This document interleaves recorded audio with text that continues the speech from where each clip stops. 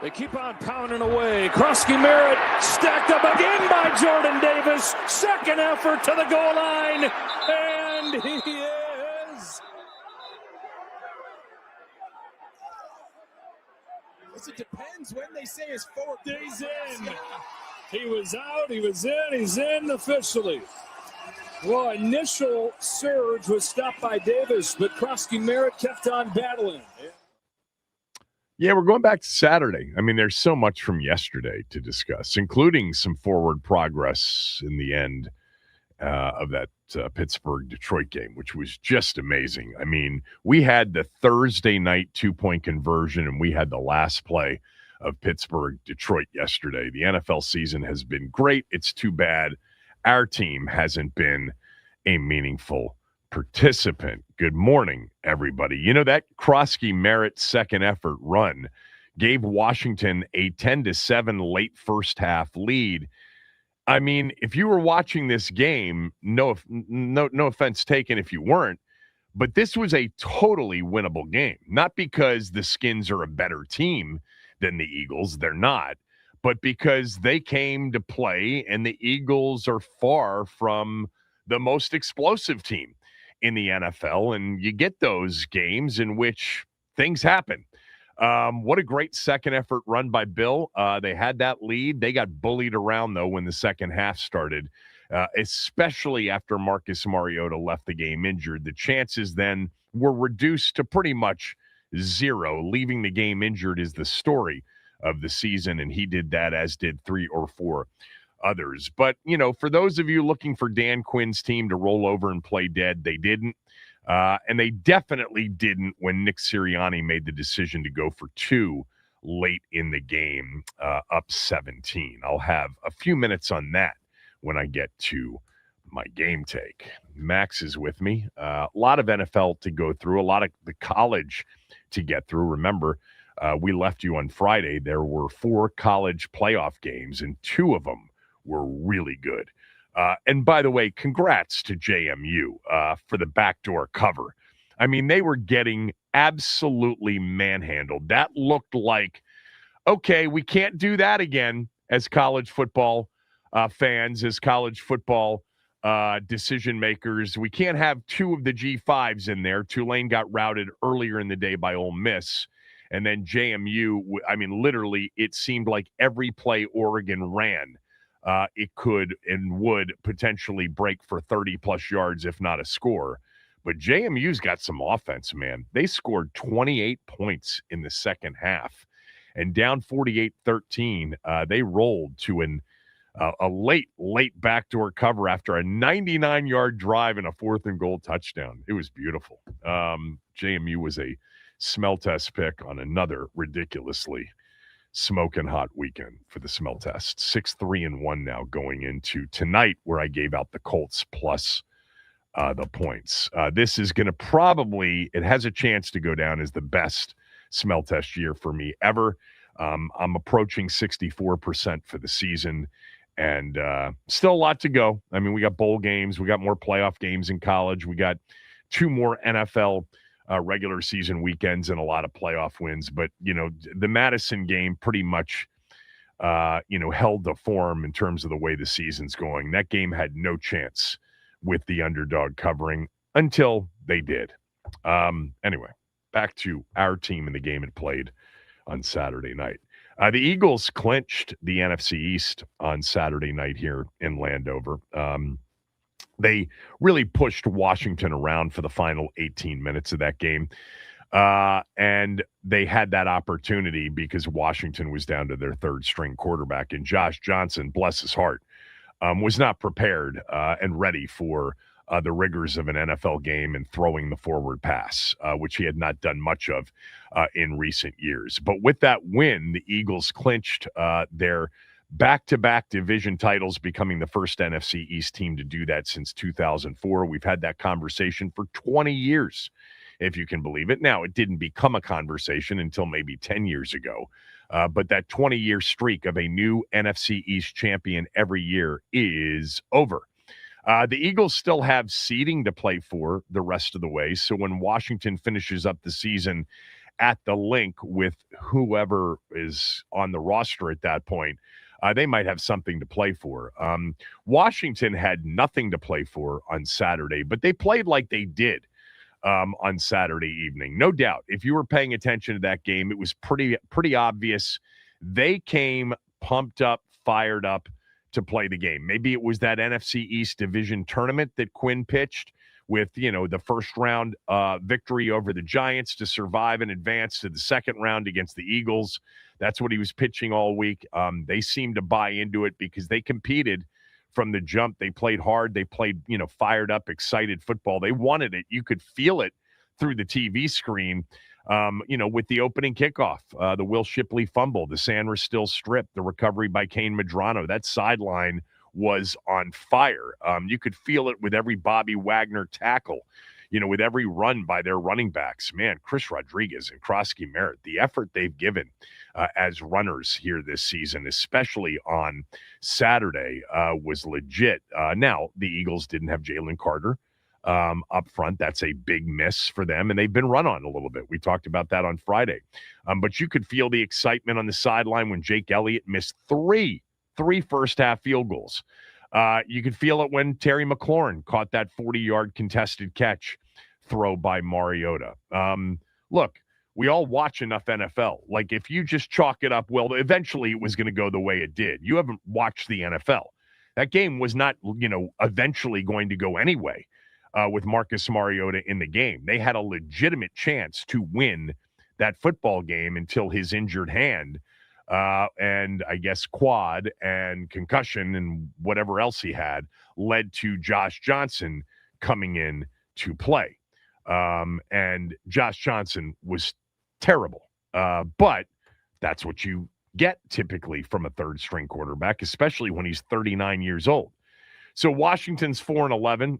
The next game, if you're excited about it, is the Christmas Day game against Dallas. The Cowboys eliminated from contention with the Philadelphia win. Plus, they lost yesterday.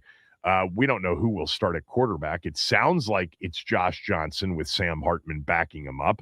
I guess there's a possibility they could sign somebody else. I saw many of you tweeting out, you want to get some people excited about the Dallas game? Go sign Taylor Heineke.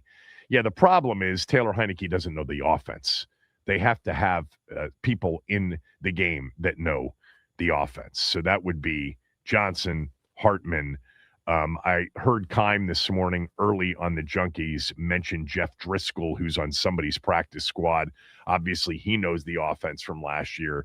But, this is a meaningless football game on Christmas Day. And then after Dallas, Washington will finish up this miserable 2025 season with a game against the Eagles, either on January 3rd or January 4th. That won't be determined until Monday when they come up with the Week 18 schedule. And then the season will be over.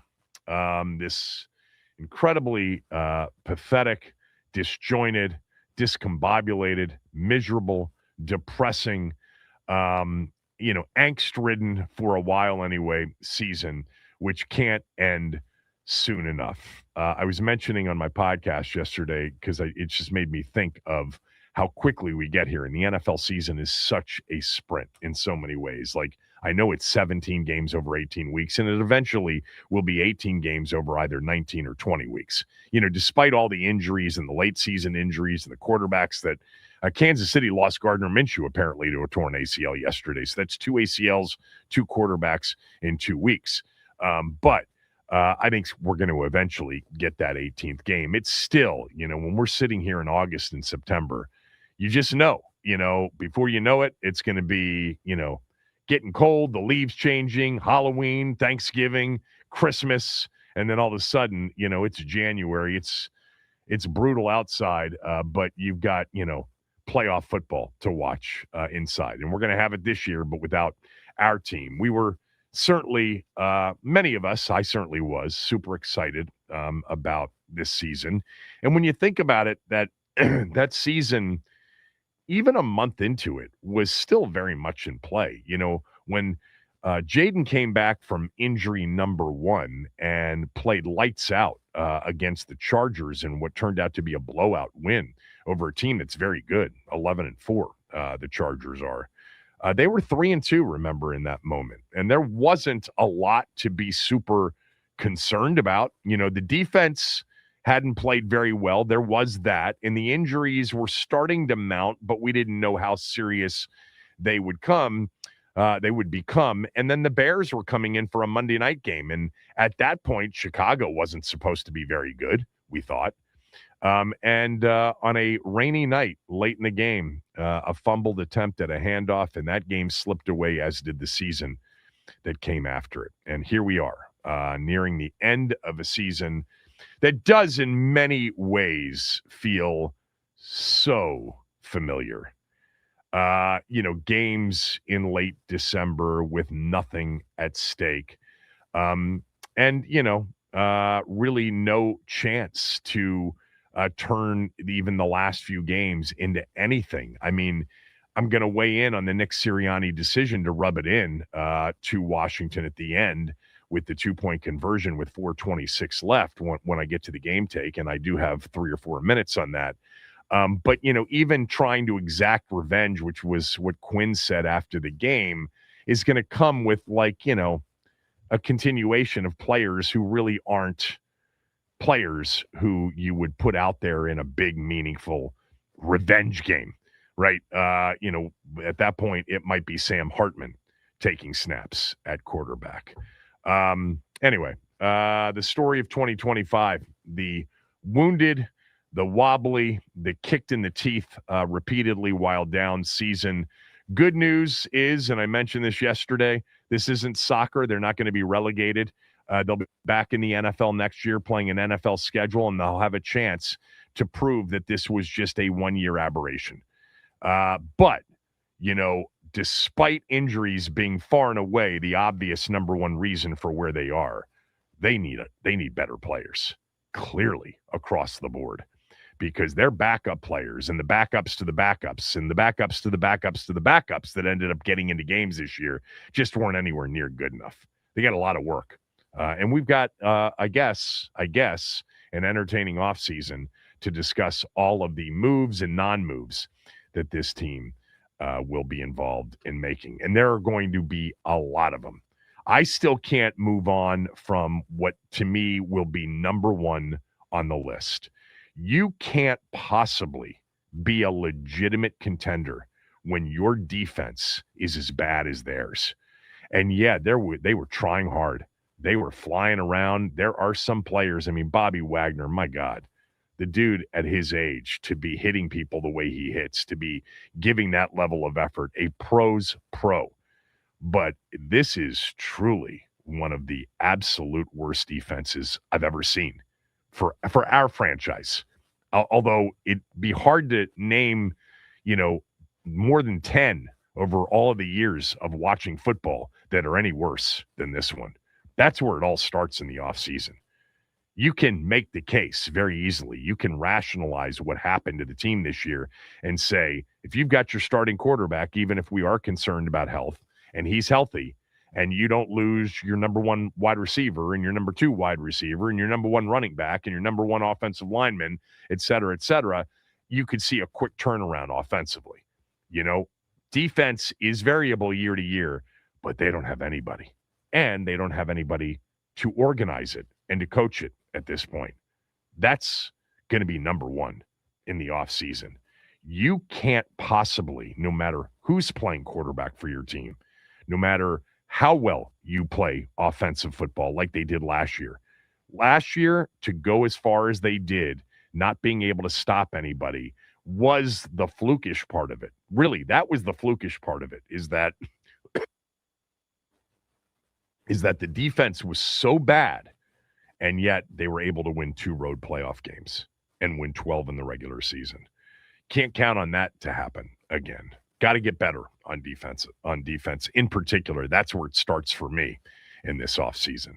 All right, when we come back, I do have a game take, what I liked, didn't like, and I will get into the Sirianni decision to go for 2 to try to rub it in and run it up on Washington, which is exactly what the takeaway should be from that, even though I'm not sure he did it intentionally. I'll explain when we return Kevin Sheehan Show, the Team 980 and the team980.com.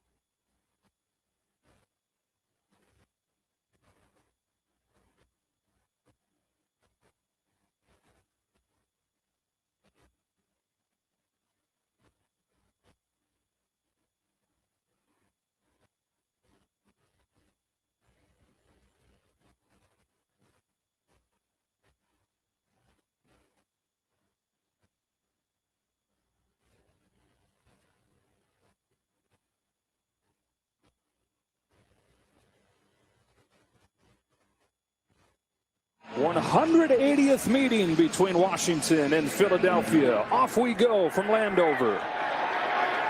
Will Shipley from the 6. And the Eagles have the ball pop out. It's on the sideline, and Washington saying that they've got it, and they do. Oh, something that has been sorely missed this year. Very few takeaways. On the opening kickoff, they think they've got one, although you're going to have to dig it out to figure that out for sure. Last year was that they... It's the way you want to start a game. You know, for a team that's been in the bottom 3 basically all year in takeaways, that was a good start. You could see how fired up they were on the sideline. That was a team that was ready to play. So, you know, for whatever it's worth, credit to that, I guess. They lost the game 29-18 to fall to 4-11. Let's get to my game take.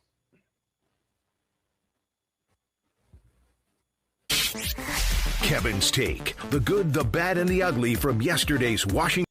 All right. What I liked, didn't like, and a few other observations. I'll wait for that to kind of go through the Nick Sirianni decision to go for 2 with the game already over late in the game. All right. So, number one, look, a limited team Washington's been for a while now. Super limited in terms of the players they have on the field, especially on defense. But give them credit. You know, I mean, this is not a given in the NFL at the end of the season for a team that's had the year that they've had. Although more times than not, it is what you get from teams. I mean, look at the Raiders yesterday. You know, a week after generating 75 total yards in a shutout loss to the Eagles 31-0, they nearly beat maybe the hottest team in the NFL, the Houston Texans. So these are professional players. They're playing for their next paycheck. They're playing for their next opportunity. And in Washington's case, it's just, you know, it's a group that isn't necessarily their first group, you know, in a lot of spots, as we know. But, you know, whatever it was, you know, Quinn had that team ready. Maybe it was the division tournament theme. Maybe it was payback for the NFC Championship game last year. I actually went through the list of the game day roster back in January at the NFC title game in Philadelphia, and then Saturdays. It's not like a lot of players on the field even participated in the game back in January against Philadelphia in the NFC Championship game. I counted 19 players that played on offense and defense. Forget special teams. 19 players that played in the game on Saturday evening that played on offense and defense did not play in the NFC Championship game last January. So the idea of, hey, this is, you know, a chance to exact revenge for that game. I mean, most of the players that played in that game didn't play in the game. But overall, you know, starting with that Miami game, you know, after that just absolutely dismal stretch of Dallas, Kansas City, Seattle, and the Detroit game. I mean, that Detroit game was pitch and catch for 4 quarters. You know, really starting in Madrid with Miami, excluding the Minnesota game, which, by the way, it's been interesting to watch Minnesota's defense here recently. Jackson Dart threw for 33 yards yesterday against that defense. But J.J. McCarthy didn't go through the giant defense like he did against ours. Got hurt again, too, as an aside. But, you know, take the Minnesota game out, you know, the Miami game, the Denver game, the Giant game, then Saturday, you know, the teams fought hard. They've showed up, you know, period. So that's on my list of good. You know, Quinn now, by the way, as many of you have reminded me, thanks for keeping us posted on Quinn's last 4 regular season games as a head coach. A lot of sarcasm in some of that. He's now 21-5 as a head coach over his last 4 regular season games as a head coach in Atlanta and in Washington. Number 2 on my list is just Bobby Wagner. You know, I was thinking about this, and I know we've talked about this. I think there's a chance he comes back next year. If he wants to play rather than retire, I think they bring him back. I think there's a chance they bring him back. You know, he really is something else, man. He's flat out one of the great tacklers in the history of the game, and certainly the best or top 2 or 3 best tacklers of his era, his generation. He had 10 tackles, a sack, 2 TFLs on Saturday. He missed a couple too. He did, but it wasn't from, a lack of flying around. And really, he was in the fight, as Dan Quinn would say. He's currently third in the league, I think, in tackles overall. I was thinking about whether or not I would be okay with him coming back. Jordan McGee, flashes enough, and I know, excuse me, I know a lot of you would prefer to see Jordan McGee on the field. He's the heir apparent. But Wagner, has one real negative, and that's it, and that is his ability to cover. Everything else is super positive, and it outweighs that negative. We'll see. Bobby Wagner on the list of good from the game. Jordan McGee, segue into Jordan McGee's heir apparent. I'll tell you what, every time we see him play, the athleticism, the speed, the sideline-to-sideline speed shows up. He's fast. 4 tackles and a TFL. He was very active. 30 defensive snaps, 43% overall of the defensive snaps, with Washington playing 3 linebackers for much of the day. I thought Jordan McGee flashed. I'm a big Jacob Martin fan. I put him on this list. How can't you be? In this long, drawn out just season that you'd like to give back, he's been an absolute find. Now, he's not a young player. He's 30. He's on his 7th NFL team. He's a true journeyman, but he just plays, man. And he's got a super high competitive motor. They love that. He had a sack. He's got 5.5. He's second on the team behind Miller. He had the strip of Hurts that Hurts recovered. He's an unrestricted free agent. Steve Suter said last week or the week before to me doing film breakdown, because he fell in love with him super early in the season. He said, if anybody's really paying attention to the tape, this kid's made himself some money. He's 30, though. So there's that. What's next on my list of good? For a second consecutive week, Cliff was committed to the run. Philadelphia, we talked about this coming in with no Jalen Carter. They've actually been a little bit vulnerable to the run in recent games, excluding the Raiders game last week. Cliff, for a second straight week, committed to running the football. 15 of their 26 real snaps in the first half were runs by the running backs. 14 of the 15 were. 14 for 50, which is not a great average necessarily, but the commitment without the great average was important because it helped everything else they were trying to do. Against Philly's pass rush, you can't be a drop back team. Not with Marcus Mariota, you can't be. It's not what he does best. You can see how he thrives as a dual threat, and once you have that dual threat and you've got running backs running the football, how he can perform with a clean pocket and play action. Now, Cliff did not commit to the run in the second half as much, so I don't know why. I'll get to that when I get to the other list. But his commitment to run the football, especially in the first half, 15 of 26 legitimate real snaps were called runs, 14 of them to running backs. On the list of things that were good, look, to have a chance in a game like Saturday's game against a much better football team, you need them to participate in their potential demise. And they did. They fumbled the opening kickoff. And then Jake Elliott missed not 1, not 2, but 3 field goals. All, just barely outside the left upright. One of those missed field goals didn't count because of the offsides against, was it Tyler Owens? I think it was. But then he missed the next one 5 yards closer.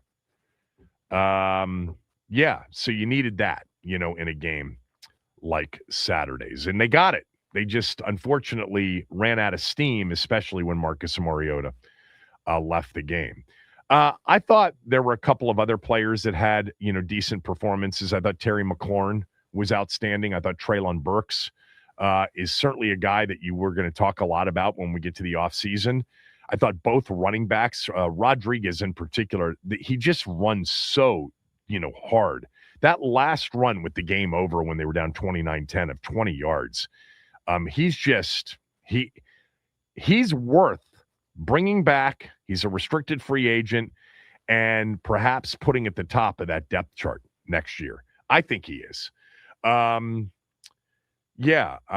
think that's it. Sanders still love the way he fought, literally and figuratively. Looking at my notes. Yeah, that's it on the good list. Let's jump to what we didn't like. Look, defensively, they're just so pathetic. And I'm not going to take away from the fact that they came out flying around and they came out with great effort because they've done that a lot this year. Take the Minnesota game and maybe the Detroit game and maybe the Seattle game and maybe the Kansas City second half. There's a bunch of them. But, they are playing now very much bend, don't break. Defensively, pretty much since Quinn took over, a lot more zone coverage, a lot more keep everything in front of you and then try to hold them to field goals in the red zone because they don't have much of a chance against any, capable team of actually getting off the field consistently with punts. Philly's one of those teams that does punt more and they do end up being a little bit more conservative because they don't want to force anything and they've got the great defense, etc. But the bend don't break broke eventually in the second half. Part of it was they couldn't do anything offensively when Mariota left the game, but you saw what happened. I mean, they got run through like it was a sieve in the run game. There was a lot of pitch and catch even in the first half.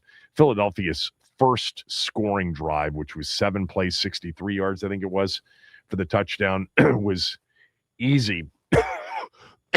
Sorry, man. Still battling this cold.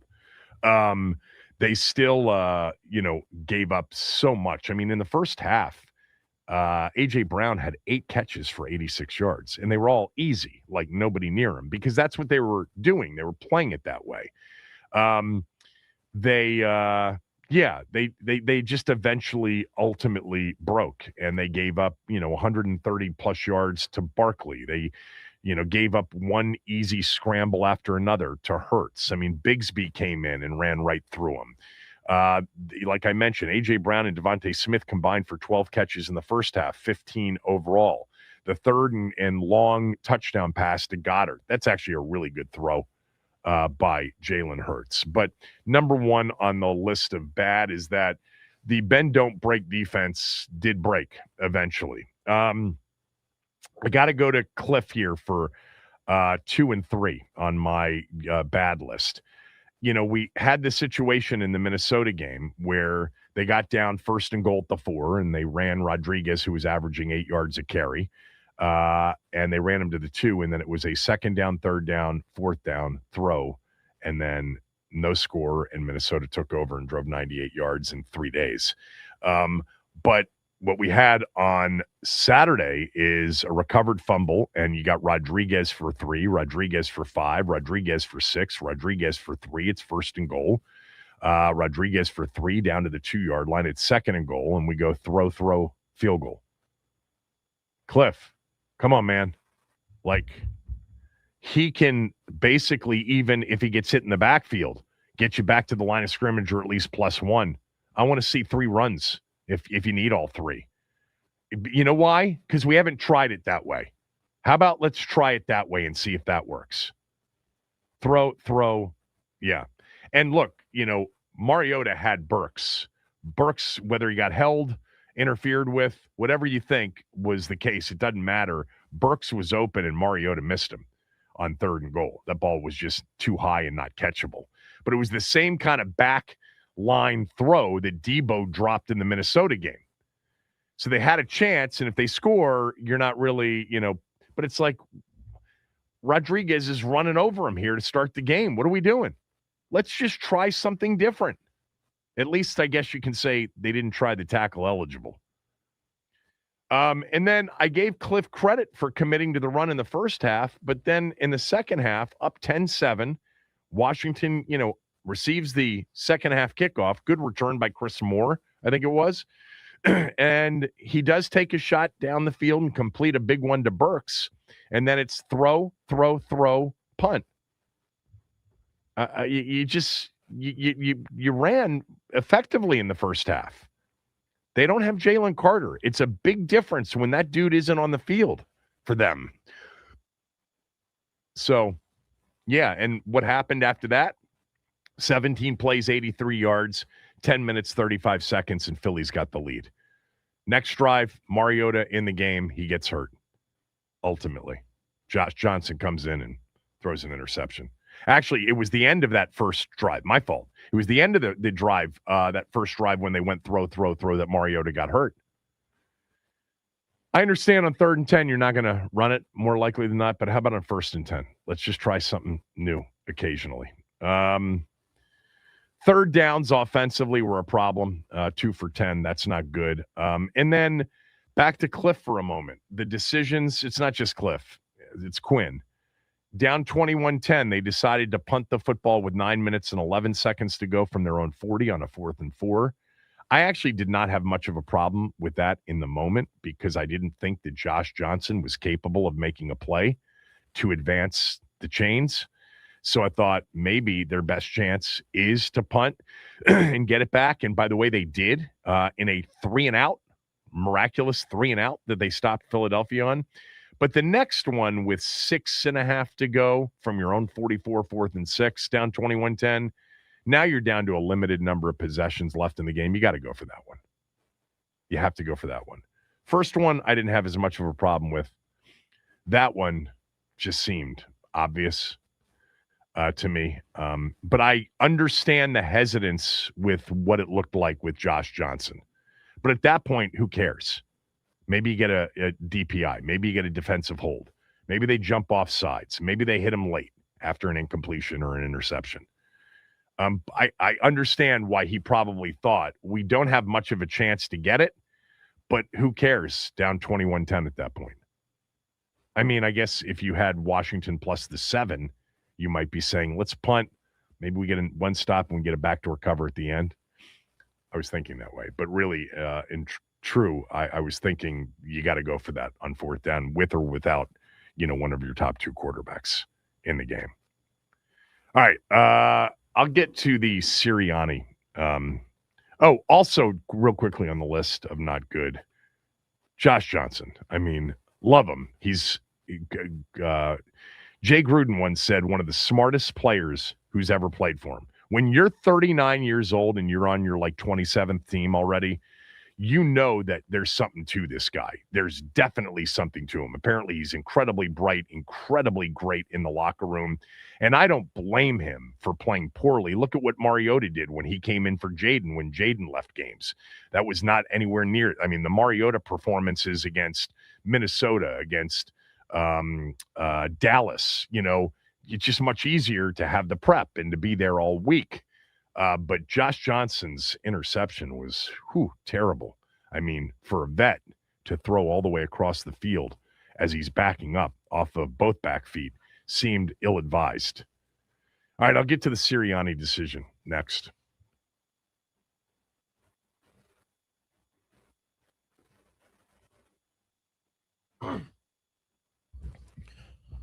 All right, happy Monday, everybody. We start off with a recap of this weekend's football. The Commanders, they fall to the Philadelphia Eagles on Saturday evening, 29-18. Injury luck continues to go the wrong way for Washington as Marcus Mariota left the game early with a quad injury and a hand injury that required stitches. His status for Christmas now in question. The Cowboys, they fall to the LA Chargers 34-17 after being eliminated from playoff contention via an Eagles win on Saturday. And the Giants, they lose 16-13 to J.J. McCarthy and the Vikings. Meanwhile, Caps, they dropped both games in a home-and-home series this weekend versus Detroit. Game 1 ended in a 5-2 loss. In Game 2, the Caps fall in overtime by a score of 3-2. Both goals for the Caps coming from Ethan Frank. Plus, the Wizards, they take another loss to the San Antonio Spurs, 124-113, to drop to an NBA worst 5-22. This update is sponsored by the Team 980 YouTube page. Just open the app, type in the Team 980, hit subscribe. Kevin Sheehan is live every day from 10 to 1. You can catch programs like Take Command and Denton's Office throughout all of football season. Don't forget to hit the like button whenever you do decide to join us and turn on notifications to stay up to date on all things DC sports. And that is what's trending.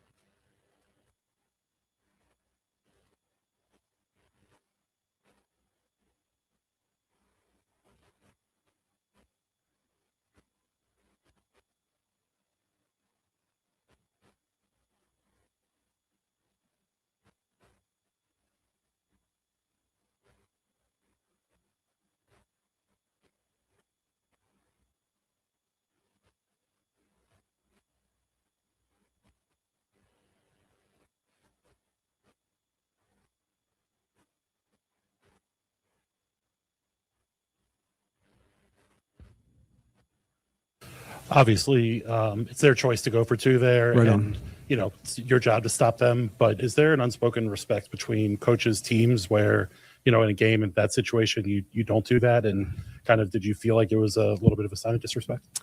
Yeah, I can only answer from my side what I would do. But hey, man, like that's how they want to get down. Then like all good. We play them again in 2 weeks.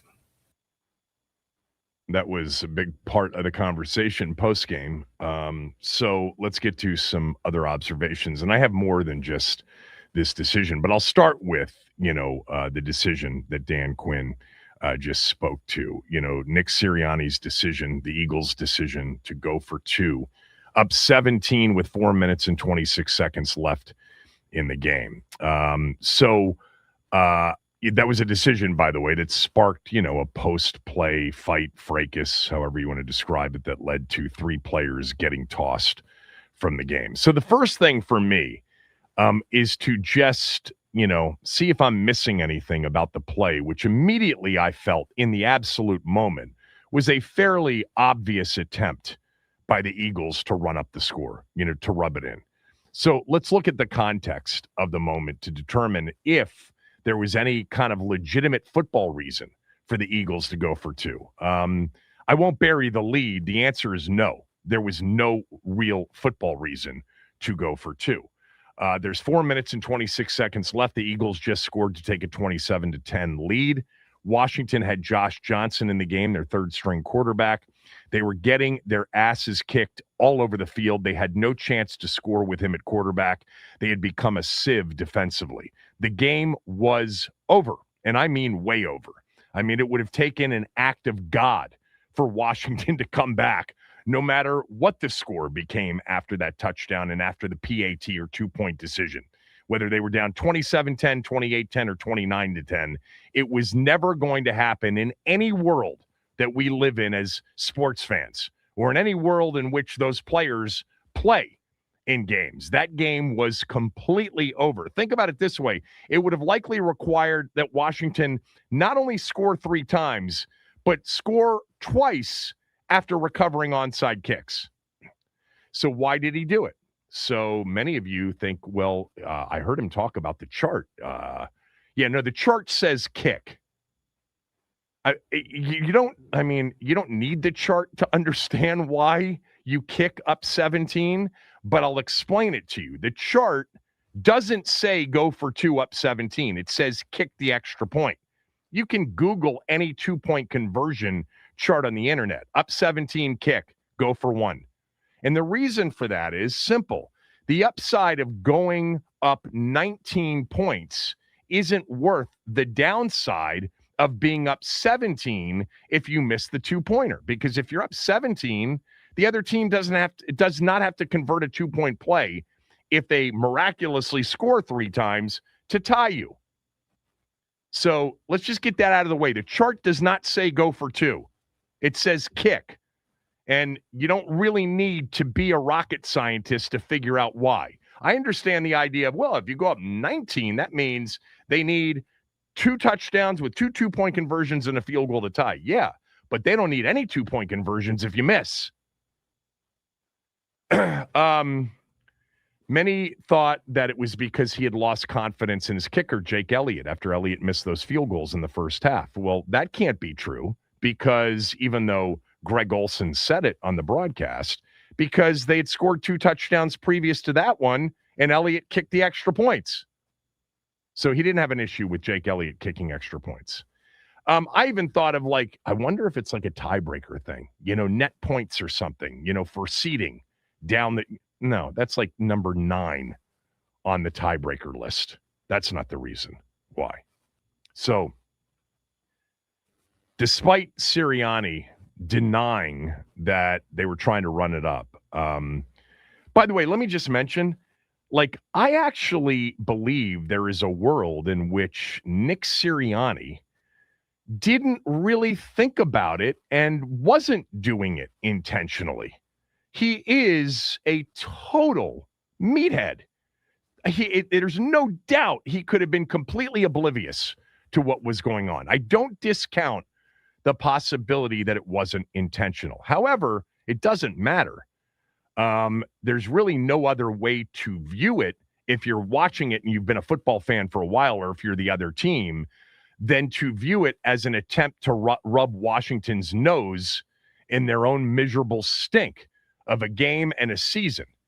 Where for the last, 10 minutes, they've been literally getting their ass kicked up one side, down the other.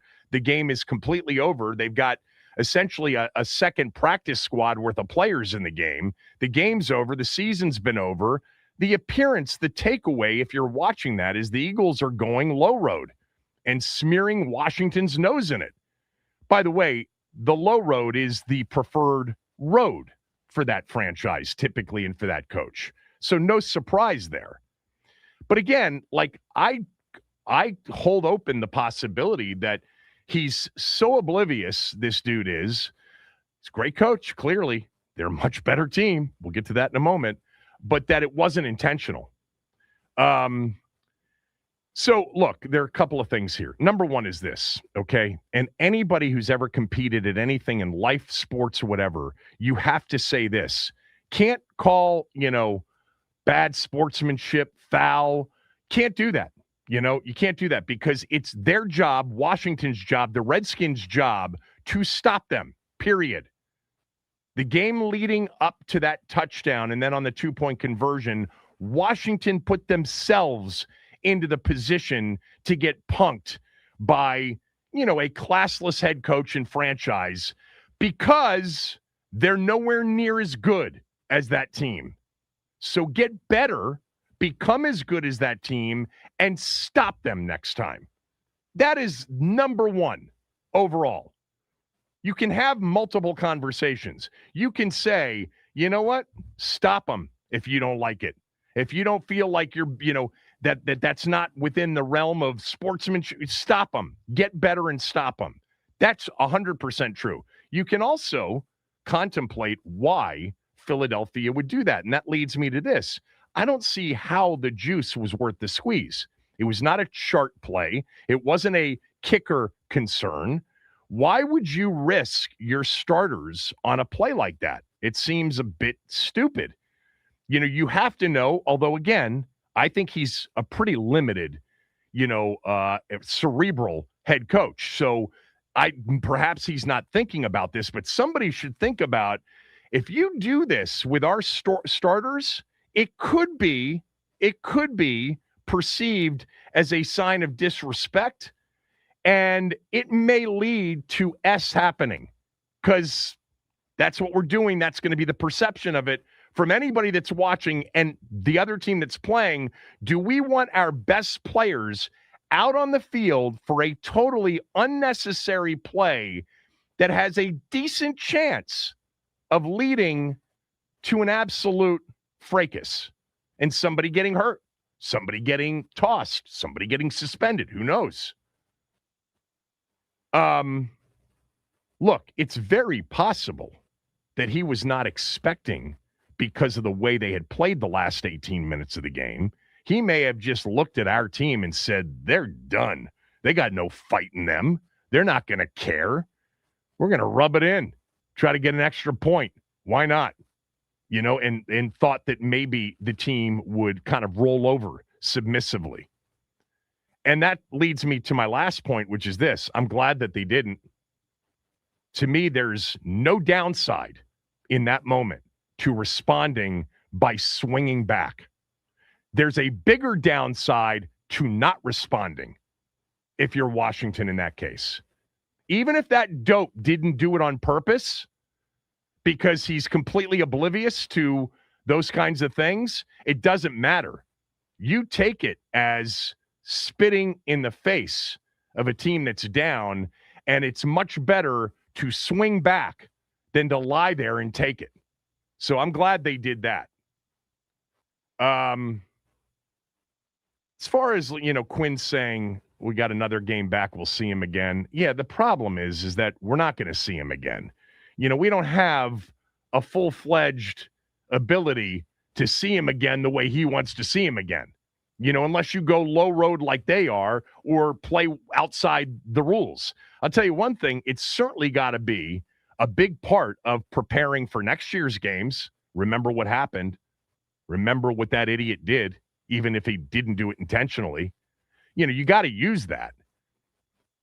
As far as what happens in the season finale, look, if they're going to take those silly opportunities to run an unnecessary play with their starters, I want my team to swing back. And if Big Dom comes out to the 50-yard line, somebody make him pay for coming out to the 50-yard line. Ridiculous. It's good for the rivalry, I guess. I don't know. I mean, right now, the bottom line is we are so far from Philadelphia. The real takeaway is our team needs to get much better. So the next time they're going for 2 late in the game, it's to cut it to 7, or to cut it to 3, down 11 with 4 minutes to go, because they're getting their ass kicked. That's the big takeaway. Doesn't mean that you can't have a conversation about the other, which is, why would they do that? Chart says don't do it. Putting your players out there, your starters, on a play that, unless you really believe Washington's team had gotten to the point where they were unable to fight back, it was probably even money that it was going to end up in what it ended up becoming. I don't think it was the best decision by him, regardless of whether or not he knew why he was doing it, which I do think there's a pretty strong case to be made given, just watching them from afar. And look, he's a winner, man. They've been to 2 Super Bowls. They've won 1. Their team's much better than ours. Their organization's much better. Okay? So it's something to strive for. But just in watching his game management ability, I don't know that he said, watch this. Watch what we're going to do here. I just don't think he gets it. But that's still on them to understand that if we do this, there could be a response. As dead as that team looks, as submissive as that team looks right now, we might get a response. I love Sandra still taking on that dude, Tyler Steen. All right, a few other observations on the game, including Marcus Mariota's day after this.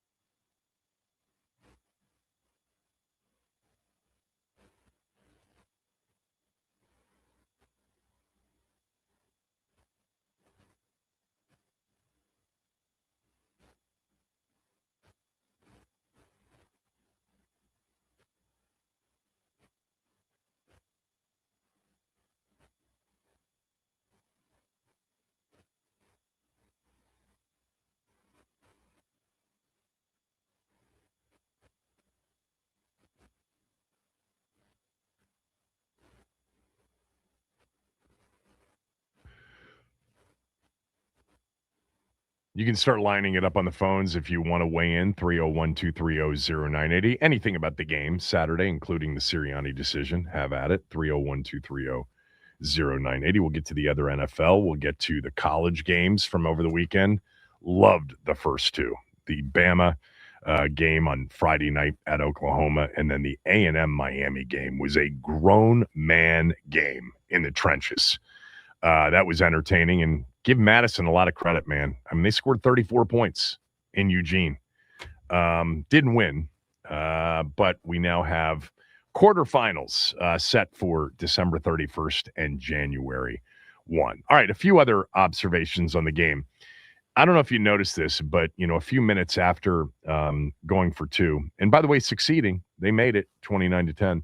The Eagles called timeout on defense with the clock running with 2 minutes and 3 seconds left. A lot of you said, what was that about? I went back and looked. There's no obvious reason why he did it. I don't think he was doing it because he wanted to get the ball back. I don't think that's why he was doing it. Philadelphia calling the timeout with 2:03 left instead of letting it go down to the 2-minute warning.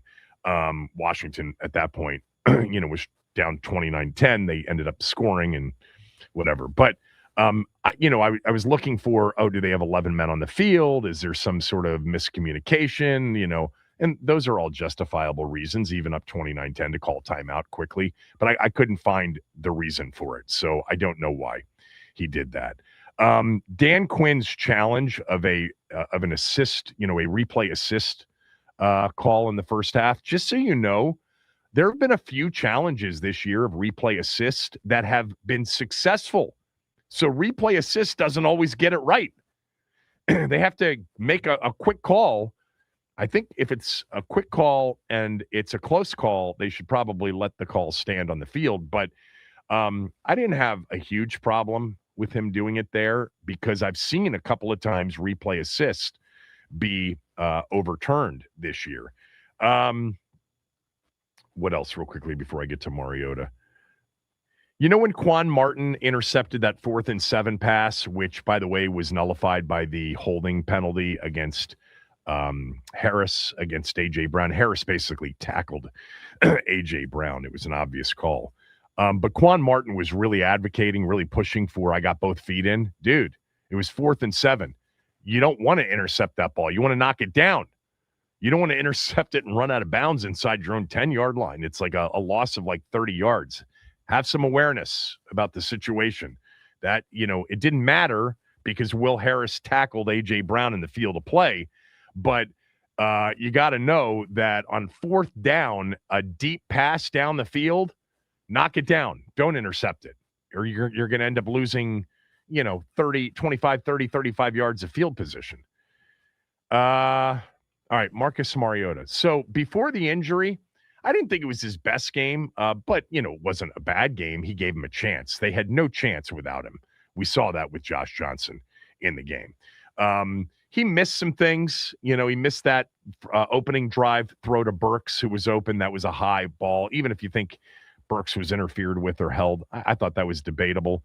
He had a 2nd and 10 in the third quarter where he missed Debo pretty badly.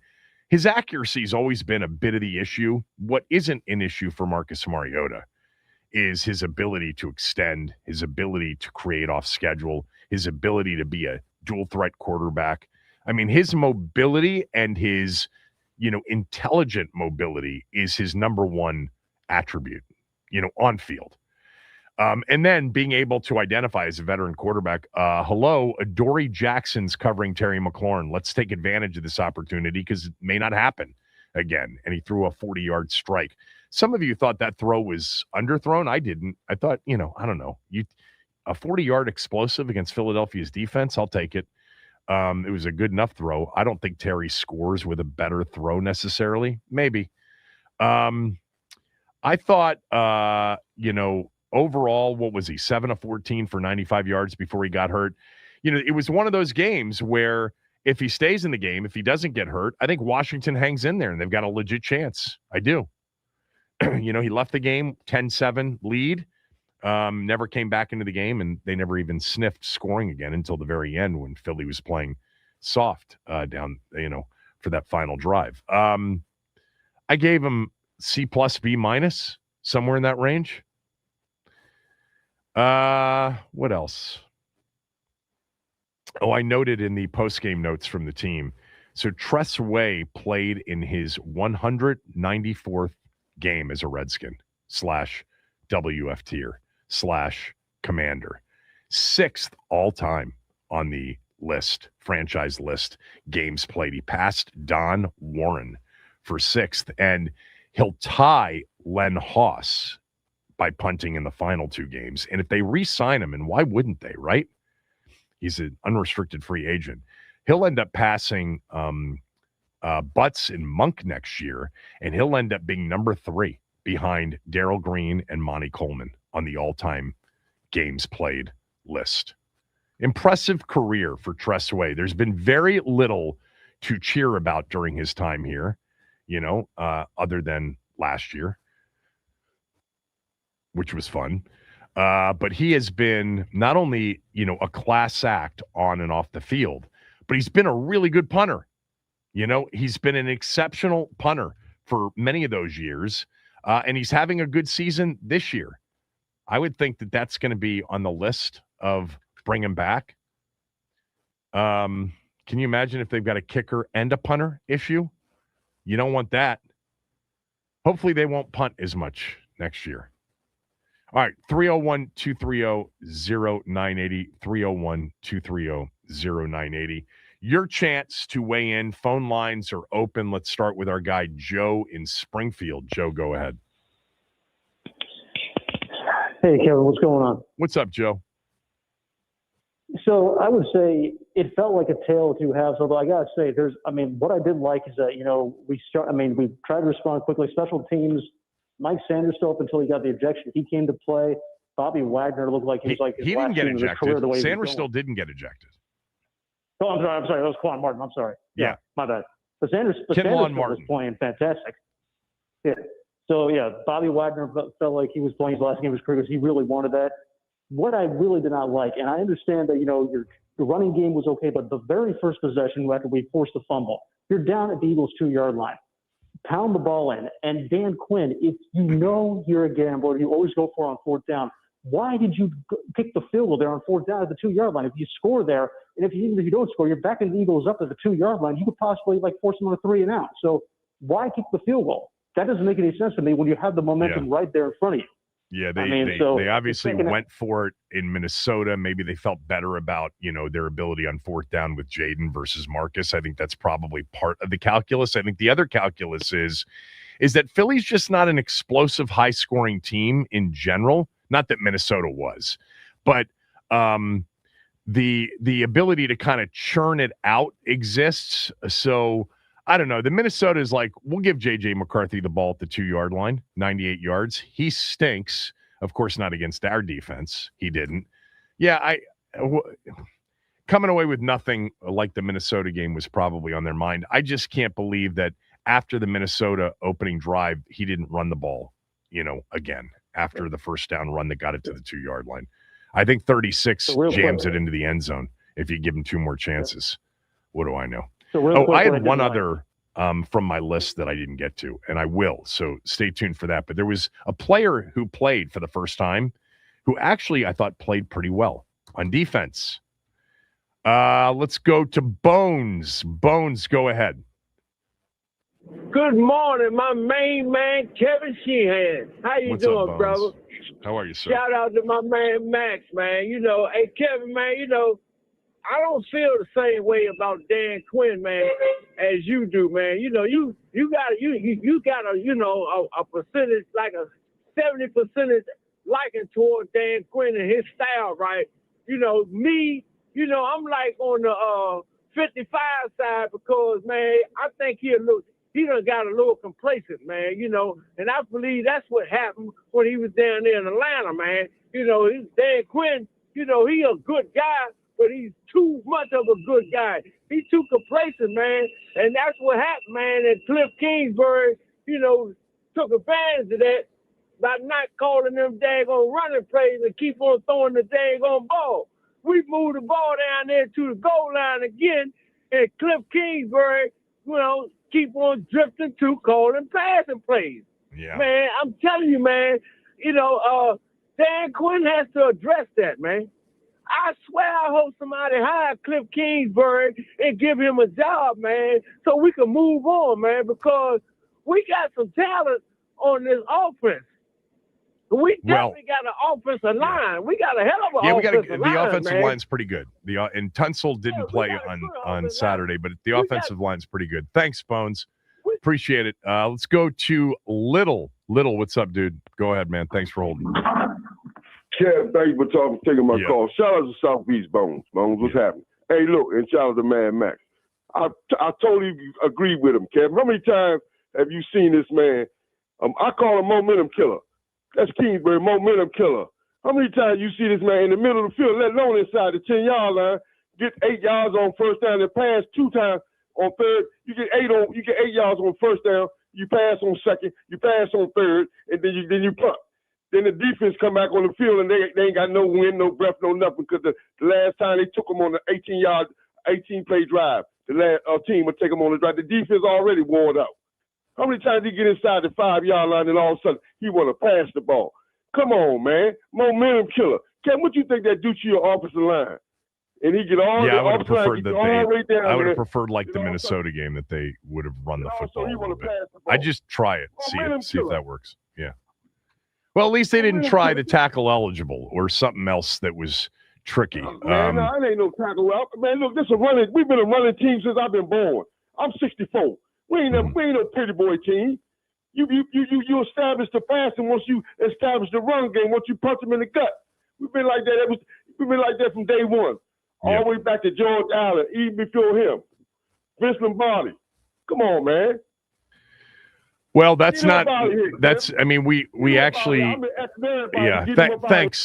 Thanks, Little. Good call, man. Like I've said before. I mean, I kind of feel the same way to a certain degree at times, like the Minnesota opening drive, like a couple of other opportunities to kind of be more of a run-first team. I like the way they did it against the Giants. I like the way he committed to it in the first half. But, yeah, 2nd and goal at the 2. I'm going to at league try Rodriguez a few times.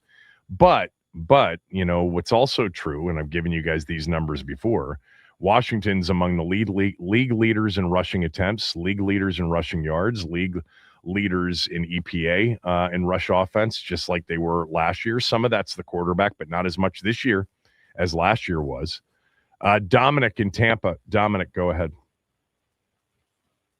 Hey, Kevin. Good morning. What's up, Dominic? Hey, it's been a while, but I'm going to get right to it here. First off, he's as far as a few players here, but number one, I think if Marcus Mariota stays in the game and doesn't go out, I think they have a real chance of winning that game. I really do. And I think they could have done it. They could have pulled it off. Yeah. They had the lead when he left. So they had a chance to win the game. They're not as good as Philadelphia, and maybe Philadelphia exerts their overall, physical and every other skill position prowess in the second half. But Philadelphia has been known to play some of these close games, and they've lost some games where you're like, I can't believe you lost that game. Washington was right there when Mariota left. They had no chance when Mariota left offensively once you saw Josh Johnson and his, ineffectiveness, in part because he didn't get all the reps. Marcus looked terrible in his, relieving of Jaden in a few games. So I'm not blaming Josh Johnson, but the facts are the facts. You didn't have a chance when Marcus Mariota left. Absolutely not. And it goes to show you why he has to be a priority to re-sign. That's another example of why. My next one is, my God, I get more and more impressed with Chris Rodriguez every time he steps on the field and plays. I like him too. I feel a lot better going into the offseason, where I don't think running back has to be a priority like everybody else thinks it does. You don't need to go get a Derrick Henry. I don't think most people think it should be a priority. I don't. I mean, it would be great to have a Travion Henderson available somewhere. It'd be great to have, some more explosion, take it to the house, have one of those guys. But I like the Rodriguez-Kroski-Merritt combo right now. I mean, it's not the best running back situation in the league, not making it out to be that. But given all the priorities they have on defense in particular, that's down the list. Running back, way down the list. I agree with you. And then my last point is, and I'm sorry, I'm no football coach, but you see what you watch on TV. Why is it that a no-name cornerback was one of our best cornerbacks of the day, and Hamilton. I mean, are you kidding me? Wait, say that again. Long? Say that again. I missed that. Hamilton, Sorry. The cornerback Hamilton. One of the he best, wasn't as good Saturday as he was last week, but yeah. Correct. But I just think, like, as far as, these young guys that are playing, it's like, why are we taking so long? He's not a young guy. That, right? Maybe. Yeah, Antonio Hamilton, number 34, is not. We talked about this last week. He's 32 years old. He's been in the league. Wow, I mean, between Jacob Martin and Antonio Hamilton, they've got some, journeymen who have stepped up and played well because they've had opportunities because of the players in front of them getting hurt. But, Hamilton was really solid against the Giants, not so solid against the Eagles, but it's also the way they're playing. It's very keep everything in front of them, bend, don't break, and eventually they broke, clearly. What else you got, Dominic? Fair enough. Yeah, no, and my last thing is, as far as the young guys, I get McGee playing he lights up a defense a little bit. His speed side to side, just really doesn't, goes, you could see it. So there's pieces there. They just got to put it together, in the off season, hopefully this year, maybe the following year. But, for the fans who think, now we're back to the old team and this and that's it's not going to take forever. You got the quarterback. That's number one priority. You took care of that. Just got to build around it, and it will get there. You'll pass Philadelphia eventually. So I'm excited. Don't for the fans who are, PO'd, you have every right to be, but don't jump ship. Stay with it. You've done it for this long. Thanks, Dominic. Appreciate it. Let's go to Eric. We've got a phone line open if you want to weigh in, 301-230-0980. Eric, go ahead. Hey, Kevin, how much latitude has Dan Quinn bought you with last year's success? Because you seem to go to that time and time again to defend them. And I'm just wondering when, that runs out. Oh, the end of next year? If there's another season like next year, but with different context, like, they're not the most injured team in the league and they really stink. End of next year. I think what they did last year bought them 2 seasons. And I think obviously context of this one matters. You can't look at this season and say it was destroyed by the coaching staff. I mean, that would be one of the most idiotic takes of all time. This team was the most injured team in terms of its front line and backup players of any in the league. And that happens when you have that happen. You have bad seasons. But I also didn't love the Minnesota game. I didn't like that. But I liked, through the end of next year, to answer your question. The Minnesota game really set off alarm bells because initially I was with you. You got to give these guys time. But that game really scared me. And then just the choices. And I go to San Francisco with Kyle Shanahan. They lost Bosa, their best pass rusher. They've lost critical pieces on both sides of the ball, and they're still in the middle of it. And maybe it's the aberration. Let's be clear on this. The 2025 49ers are the aberration. The 2019 49ers that went to the Super Bowl the next year cratered because of injuries. Last year, they were 6-11 after being in the Super Bowl because of injuries. This year, if you want to look at the 49ers, some of what explains it is their schedule. All right. They have wins over, the Saints, the Cardinals, the Falcons, the Giants, the Browns, the Titans. Part of it is the schedule. But I also think, to be fair to them, it's an outstanding organization. Outstanding. And they got super healthy on offense as the season went along. But to your point, not having Bosa, not having Fred Warner, who's one of my favorite players in the league, by the way, Warner, and still at this point being 10-4 with 3 games to go is a great feat. It's also the total exception to the rule, including in that organization where you found tanked seasons after Super Bowl seasons because of lost players twice. Yeah, that's fair. That's fair. I'm gonna. It's not even that it's fair. It's just true, right? I mean, they are. I agree with you. If you want to look at the 49ers this year and say, well, why can't we do that? Okay, but it's not typically done, including in that organization where they've had 2 cratered seasons, 6-10 and 6-11, because of a rash of injuries following teams that went to the Super Bowl. So that's that. I would tell you that, and I would look at the 49ers this year. Let's see what happens the rest of the way. They're in the postseason, but they have benefited from a weak-ass schedule. I mean, I'm looking at the wins right now. After week 1 over Seattle, it's week 1. Saints, Cardinals. They had that Thursday night win over the Rams. Falcons, Giants, Cardinals, Panthers, Browns, Titans. I mean, yeah, and the last time they played the Rams, they got smoked in Santa Clara. Smoked. They get the Colts tonight. Let's see what happens. I mean, it's Phillip Rivers at quarterback. They play the Bears, by the way. Wow, that's a big-time game Sunday night. They play the Bears on Sunday night in Santa Clara. Good game. Eric, thanks. Did you have anything else? No, Kevin, I appreciate it. Yep, sure. Let's go to Ian wants to weigh in. Ian, go ahead. You know, we disagree a little bit on the injury part, but the part that, to echo your previous caller on how much leeway you give Dan Quinn, you did advocate that Joe Witt be fired or removed from that position. I did. Because you had a large... No. Hold on. I did not advocate during the offseason that Joe Witt Jr. be fired. What I did... During this season. During this season, I said, this is the time where somebody has to be made, even if it isn't totally on him, which people still insist to this day, the people that I talk to, that it's not...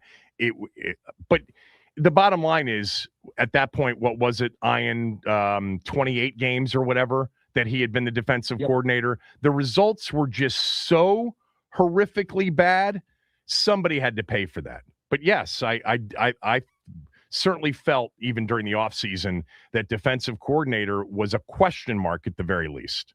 But did not advocate for them to fire him because I thought maybe year 2 would be better, was hoping. What's your point? Right. So my point is, we agree. I wouldn't have fired him in the offseason based on your logic, and I would have fired him during the season because you have the sample size. But to me, I would go a step further because Dan Quinn is the one who chose him, retained him, kept him longer, and is the architect of that defense. And we've said it time in and time out. The Shanahan-style offense in Dan Quinn doesn't work. It didn't work in Dallas.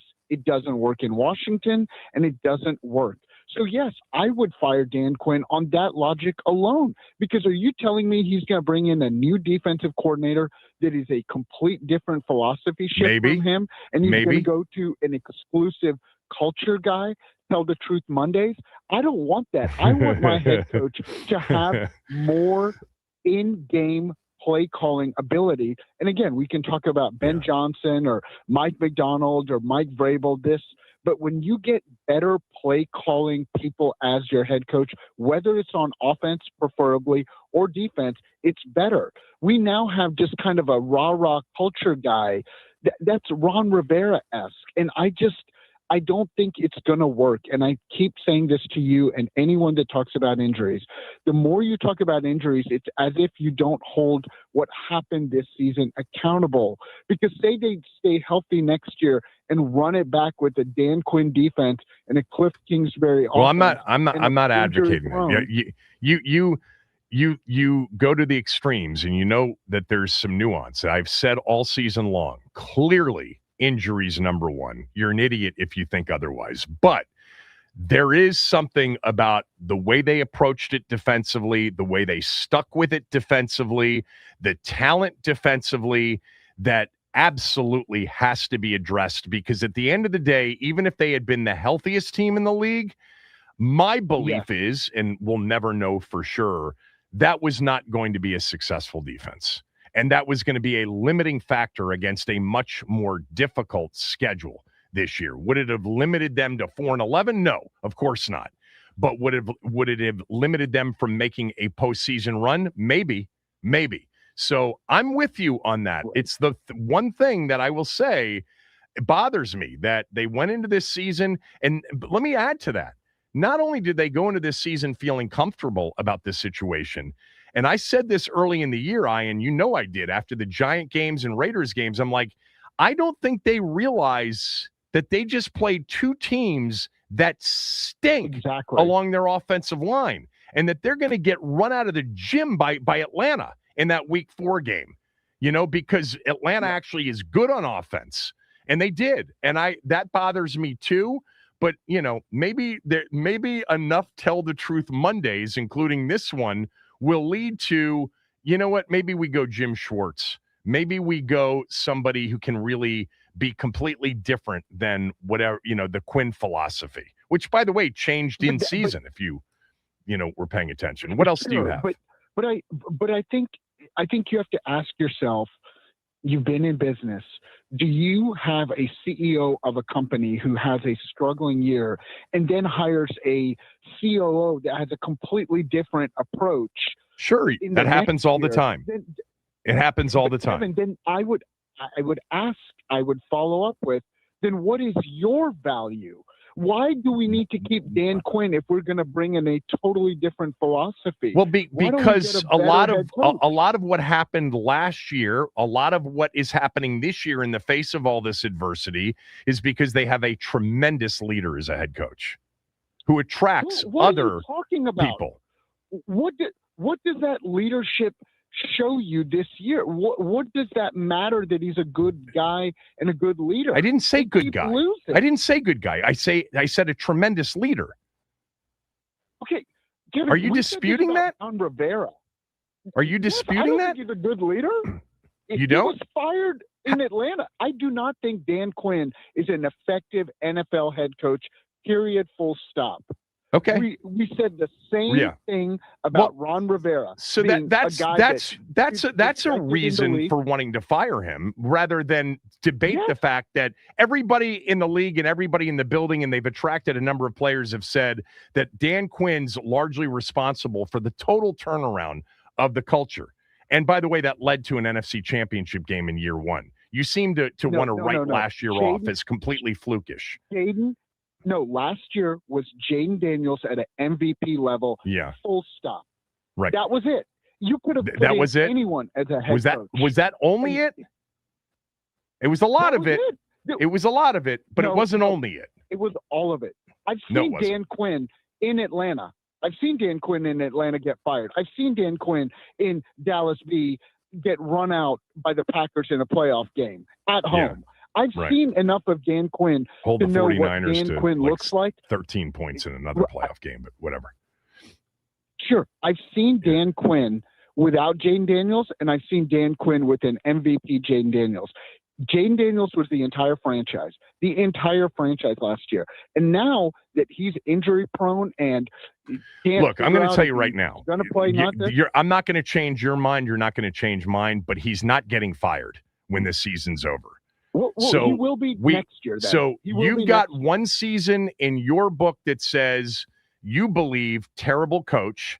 I've got one season in my book that says good leader. All right. Tremendous leader. By the way, just to be clear, I never, ever said when they hired him, he was a great coach. I said they want him, which was different than what everybody else was saying long before they ended up hiring him. Mistake. I'm sorry? Peters made another mistake. Like, he should have hired Ben Johnson, Mike McDonald. He couldn't hire Ben Johnson. The other guys. He couldn't hire Ben Johnson. No. Ben Johnson wasn't interested. By the way, he did have just for the purposes of adding something that we've never talked about, and I just pulled it up because I had it in my memory bank. Before he coached that LaFleur game, playoff game, he did coach against Kyle Shanahan in back-to-back playoff games, and they were tremendous defensively in both of those playoff games. They lost 19-12 and 23-17. A lot of that was more on Dallas's offense not performing and turning the ball over. Just so you know, you've got the Green Bay LaFleur game, and I'm just giving you two playoff games where he was the defensive coordinator for the Cowboys against Kyle Shanahan, and they performed very well. I got to go. I've gone way past my marker here. If you want to weigh in, we'll keep phone lines open, 301-230-0980. Kevin Sheehan Show, the Team 980 and the team980.com.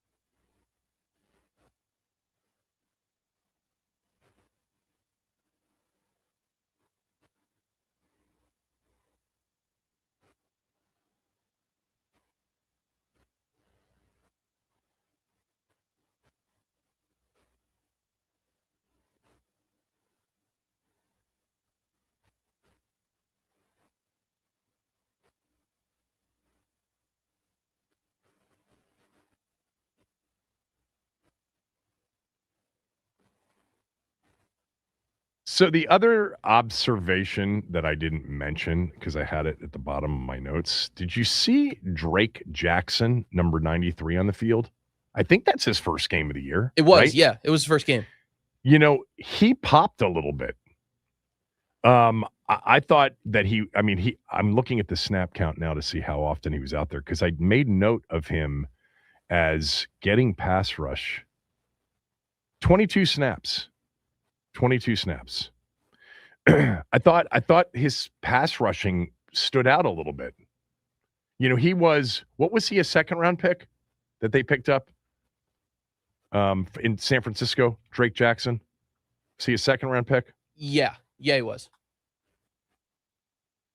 Yeah, second round from USC in the 2022 draft. He's just had a ton of injuries.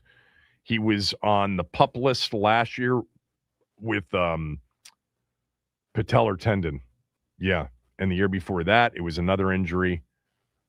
He's talented, though. You could see that. All right, phone lines are open. Let's go to Lap. Lap, thanks for holding. Go ahead, sir. Oh, what's up, Kevin? Hey, What's shout up, out Lap? to Mad Max. Hey, I see Ian and Sabah, man, get under your skin and Paulie sometime. Good God, boy. Yeah, but it's all good, man. They some good callers, man. So, you know, Hall of Fame callers. Yeah, the game, man. I like their fight early. I wish we'd have ran the football more, you know, in the second half. I agree with you on that. I did tell you, you know, when we hired Dan Quinn that he was suspect. I know we want to look at last year, and that should give him some time. Definitely, I don't think he should get fired. I like Dan Quinn, but I just seeing his track record, like with the Cowboys and with the Falcons, you know, even though he did go to the Super Bowl, but he lost in the Super Bowl. So, and it just seemed like this team hasn't been the same, Kevin, since we got punished in the NFC title game. So, hopefully, we can ride the ship. Well, and it's get a different together, man, team this year. Completely different in terms of the players that we put on the field much of the time, right? 19 players on the field on Saturday evening on offense and defense that did not participate in the championship game. That's what happens when you lose a lot of your team, is you end up with a lot of different guys playing for you. Right. Yeah, that's true, but it's a good amount of players we've had from last year that are here too. I mean, I still wanted I wanted the Army. But the best ones haven't played you enough. know, I wanted those guys.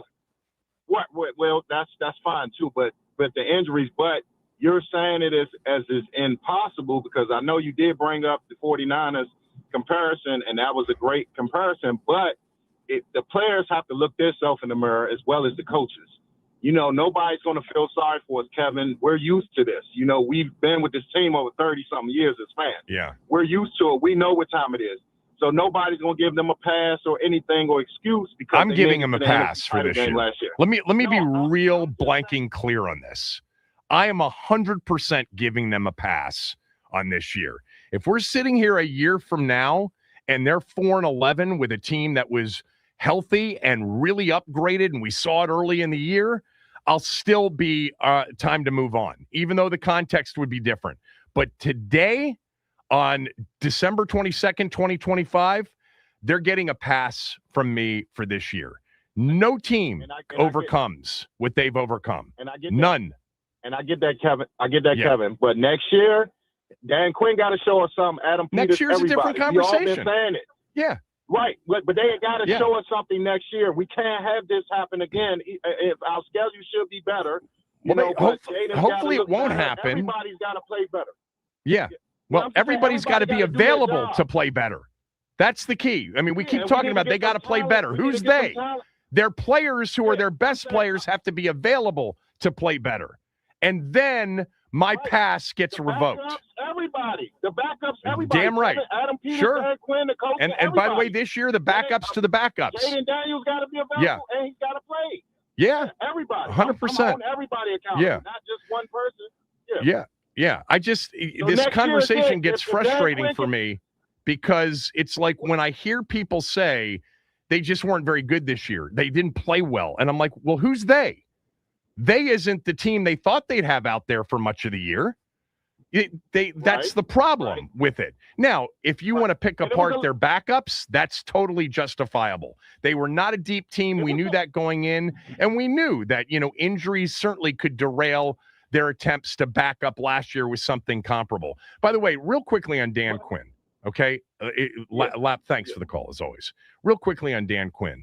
I think when we get into these emotional tantrums, we tend to get so hyperbolic about what he is, and it's usually not true.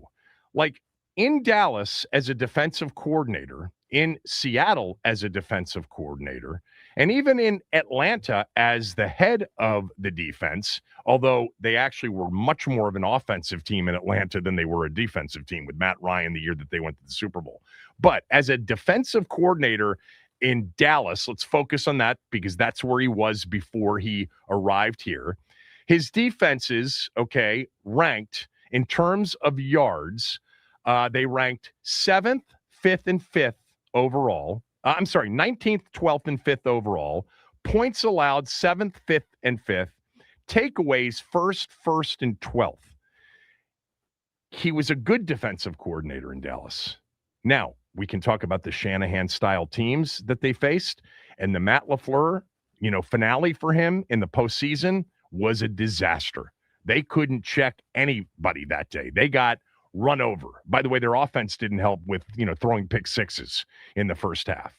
But as I pointed out to Ian, he did defensive coordinate Dallas in 3 other playoff games, 2 of which were against San Francisco, and both of those games were outstanding defensive performances. Actually, in both of those games, both teams played great defense. But he did slow down and hold San Francisco and Kyle Shanahan's offense to a poor day, a less than average day.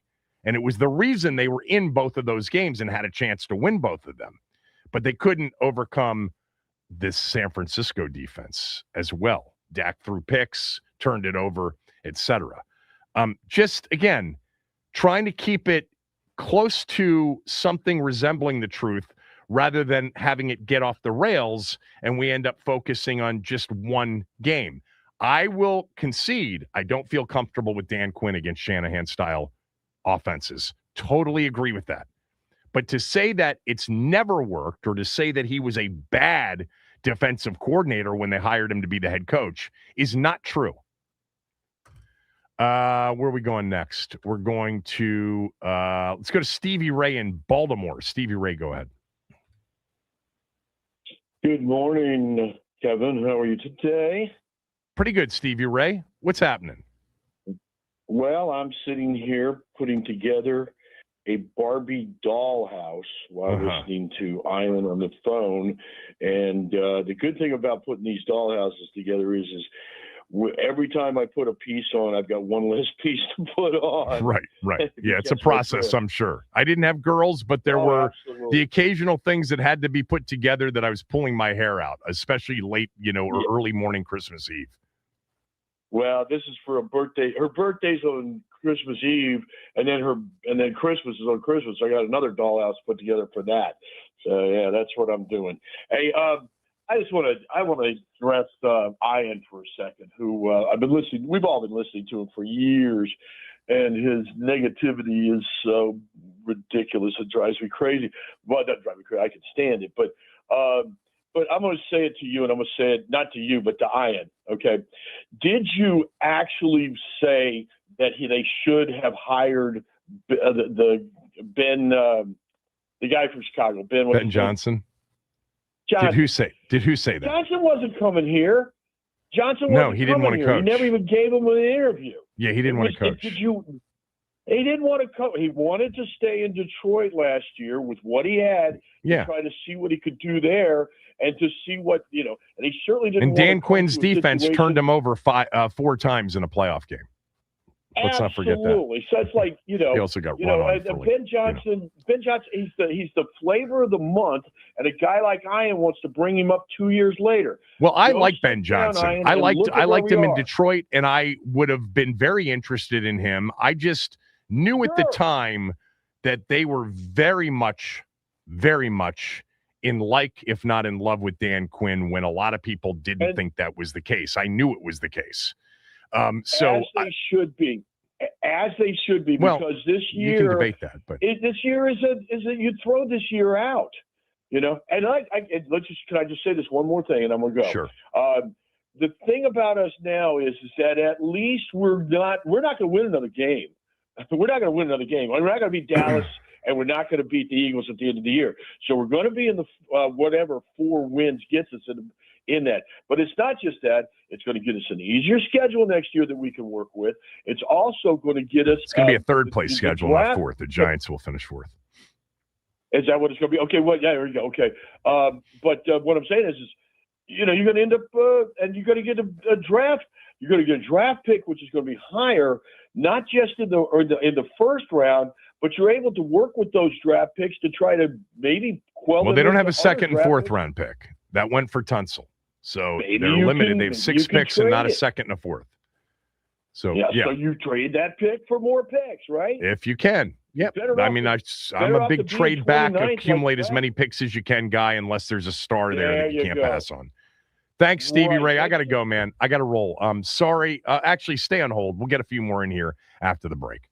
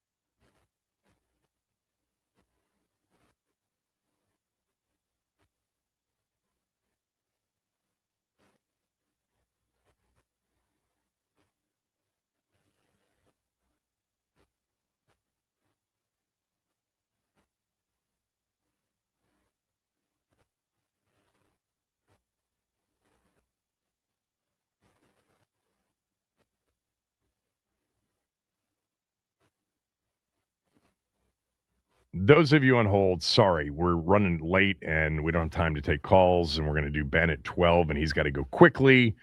So maybe tomorrow. I did have a what do you got, though, which will last all of a minute and a half. So somebody told me to check this out, and that is the National Boys Basketball Top 25 on Max Preps. High school basketball, top 25 in the country. Washington's WCAC, the Washington Catholic Athletic Conference, has 4 teams in the top 25. They have 3 in the top 7. PVI, Paul VI, with the great Jordan Smith, number 2 in the country. Number 6, Bishop O'Connell. Number 7, Bishop McNamara. The D.C. area, one conference in this country, one conference has 3 of the top 7 teams in America in high school boys basketball. And then DeMatha is 23rd. So they have 4 in the top 25. No other state, no other city comes close to it. This is, said it many times before, this is the best high school basketball market in the country. You combine DC and Baltimore, forget about it. It's not even debatable. But congrats, keep it up. I know there are other really good teams in that league. I know it's a bit of an off year for Gonzaga, but PVI is just loaded. Number 2, O'Connell 6, McNamara 7th. 3 top 7 teams in America out of the WCAC. You know what? I didn't even look at the girls' top 25. I bet it's somewhat comparable because it usually is. Because I think Sidwell's loaded. That's not the same league, obviously. There isn't an actual comparable league. Hold on. I want to see this. Let's see what the girls number, see how many teams from the area. All right, Bullis is number 3 in the country. St. John's number 4 in the country. McNamara number 12 in the country. So there you go. 3 local girls high school basketball teams ranked in the top 12 in the country. Pretty impressive, man. This area absolutely kills it when it comes to high school and below basketball. Our pro team, not so good. Our college teams this year, other than Mason, not so good. When we come back, Ben Standing will jump on with us.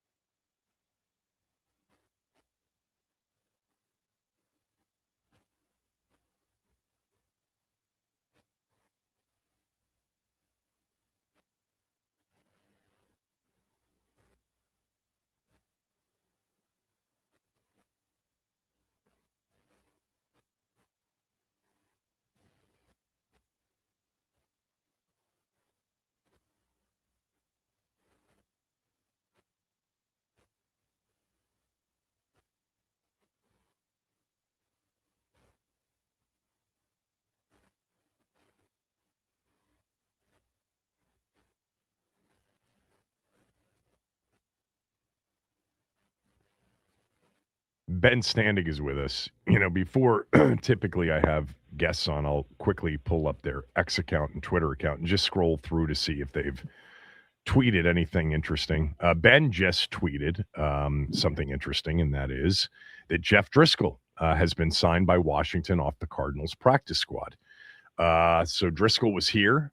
He knows the system, and you'll get some combination of Josh Johnson, Sam Hartman, and Jeff Driscoll on Christmas Day against the Cowboys. But that's not why I was bringing it up. I scrolled down, and I saw for the first time what Ed Cooley did on Saturday. Oh, I like Ed Cooley. Did it really hit a toddler? A water bottle?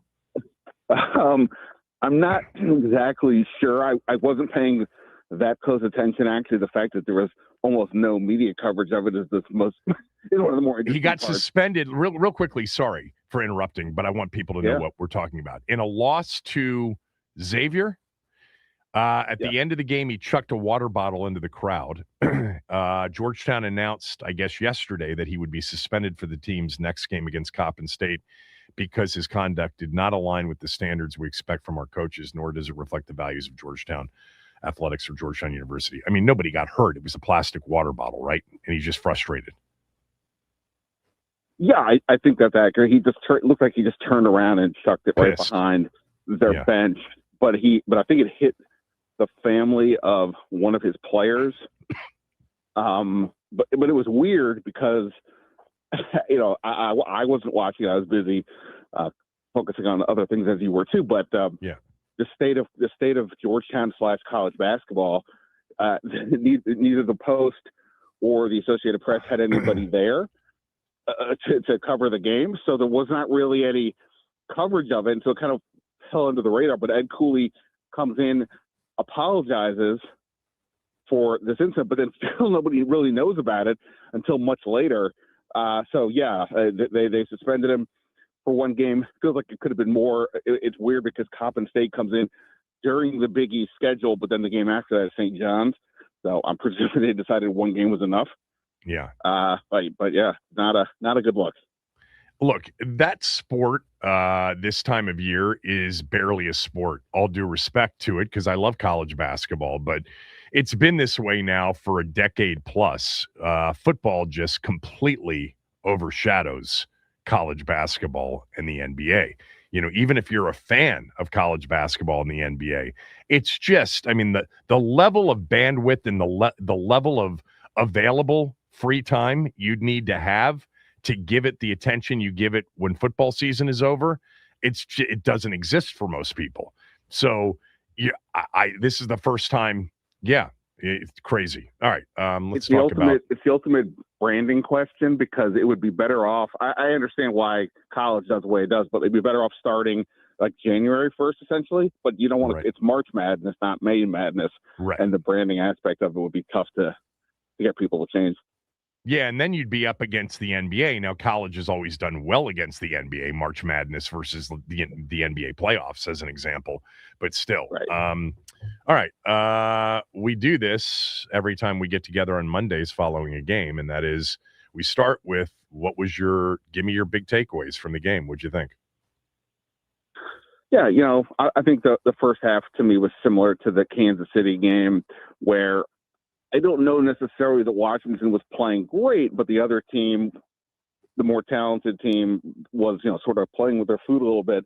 Obviously, once Mariota gets hurt, the game, really changes. But also Saquon Barkley does what Saquon Barkley does against this team, and a lot of missed tackles. And again, as we've been saying for a long time, they just don't have the bodies, the depth to contend. I mean, yes, the Eagles have some of their own injuries, but they're a healthier, more talented team. And I think the game ultimately went in a very not surprising way. Obviously what happened at the end became a huge talking point. I think, to me, it was people complaining about it. I don't know why. The Philadelphia's job is to win. I don't care what their motives were exactly for doing what they did. This isn't high school sports or Pee Wee football. You play it out, and that's what they did. Washington didn't stop them, but Yeah, well, that's different than being interested in why they did it, because why they did it made absolutely no sense. It's not a chart move; it's actually opposite of the chart move. And why would you? And I suggested, because I talked about this for about 5 or 10 minutes, I suggested that he's such a knucklehead that he was potentially oblivious to the perception that it would leave, which was a very obvious perception, and that is there's no reason to go for 2 up 27-10 with 4 minutes and 26 seconds in a game in which it would take an act of God for the other team, given the state of the other team, to actually have a shot at it. So I actually concede that there's a chance he's such a dope that he's oblivious to what it could create. But he shouldn't be, because he's putting his best players out on the field for a completely silly, unnecessary play that more times than not, unless the other team's completely submissive, is going to fight back, and it's going to turn into what it turned into. So I think actually it's a very interesting thing that happened for a number of reasons. It does not take away from it's Washington's job to stop them. It's Washington's job, obviously, to not be in that position. And they're in that position because Philadelphia is a much better team and, quite frankly, a better organization. But still, I think it was intriguing as to why he would do it. It made zero sense. And the only feeling you can have, unless you're contemplating what I'm contemplating, and that is he's a very limited dude when it comes to these things, this in-game stuff, that he was just completely oblivious to it. But it didn't make sense to risk it from his standpoint. Well, I don't think he's oblivious. I understand that it is. Basically, well, then you think he was rubbing it in. He did it to rub it in. No, I don't actually. I mean, I understand. Well, why did he do it? Say. Well, because I do think. Look, at a basic level, right? We have seen dumb things happen in sports where all of a sudden, a team scores all these points. We understand that that's not going to happen with Josh Johnson, but that's not his problem. His problem is to give them the best chance, and that 17. Well, the best chance is to kick. If you think there's no, it is. No, at 17. No, it's not, because at yes, 17 points. At 17 points, you still need 3 scores. At 19 points, you need 3 scores with the 2, and at worst case, you tie. Ben, this is. I've already talked to multiple analytics people. All right, not to mention you can't find a chart, and maybe you can find 1 or 2. It's an overwhelming kick up 17. Okay, overwhelming, and the reason is the benefit of up 19 does not outweigh the downside of up 17. The chart says kick, period. And yes, of course, the way he explained it in his, in his own way, oh yeah, that makes sense, but it doesn't. It's not a mathematical play in that situation. And if you want to add context to it, given how feeble the other team was in the moment, the likelihood of scoring 3 times was, impossible, but you don't want them to be able to score 3 times without having to convert at least 1 2-point conversion. That's why the benefit of up 19 is not worth the downside of up 17, which is why virtually every chart, you can find 1 or 2 that say the otherwise, but virtually every chart is a kick up 17. So yeah, I don't. To me, none of that matters, and I get what it you're sounded saying, like it mattered. I think there's logic to doing what they did with the 19. It's just that it doesn't matter. But look, it's more disrespectful to me to just simply say we're going to kick it because we don't think the other team can do anything than it is to actually do the thing. I don't have any issue. Why? Every other team would kick it. It's not disrespectful to kick it. Almost every other team would kick it. Like I said, here's the larger point for me. This shouldn't even be a topic. The point of this topic is that it's a way to sort of brush off the fact that, once again, they just don't have the personnel. And like you said, they're the better the Eagles are right now a better organization. To me, whatever the chart says, the Eagles took it to the nth degree. I don't think he's rubbing it in.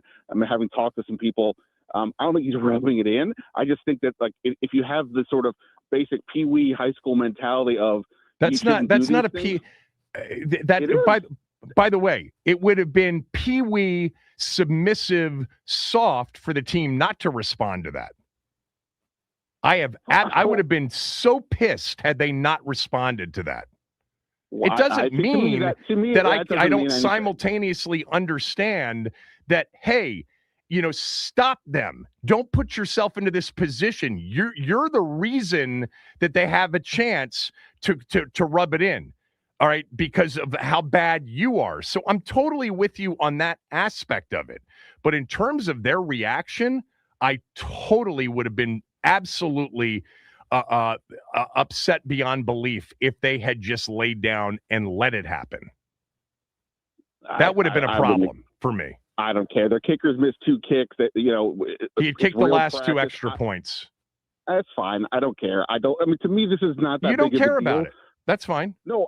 No. But what I say, I mean, look, I wrote about it because what I wrote about is I just think the conversation about it and the way that it was discussed, including a little bit on the Washington side, was to essentially dig into something that they're trying to somewhat overshadow what the result was and what this year is. Well, like at this point, you need something. You need something to talk about because the game itself and the lack of stakes in these games. So that's one of those you put in the back of your mind and you use it as a coach next year to certainly motivate your team.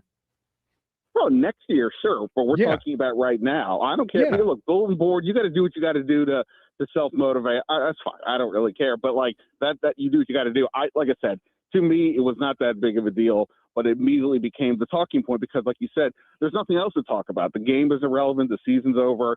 So this is the only thing. And it becomes, therefore, a bigger deal to me than what it actually was. Hey, Ben, anytime in sports you get a far superior team that is pounding an inferior team, it's the inferior team's fault that they're getting pounded. Okay, stop them. I'm not disputing that part of it.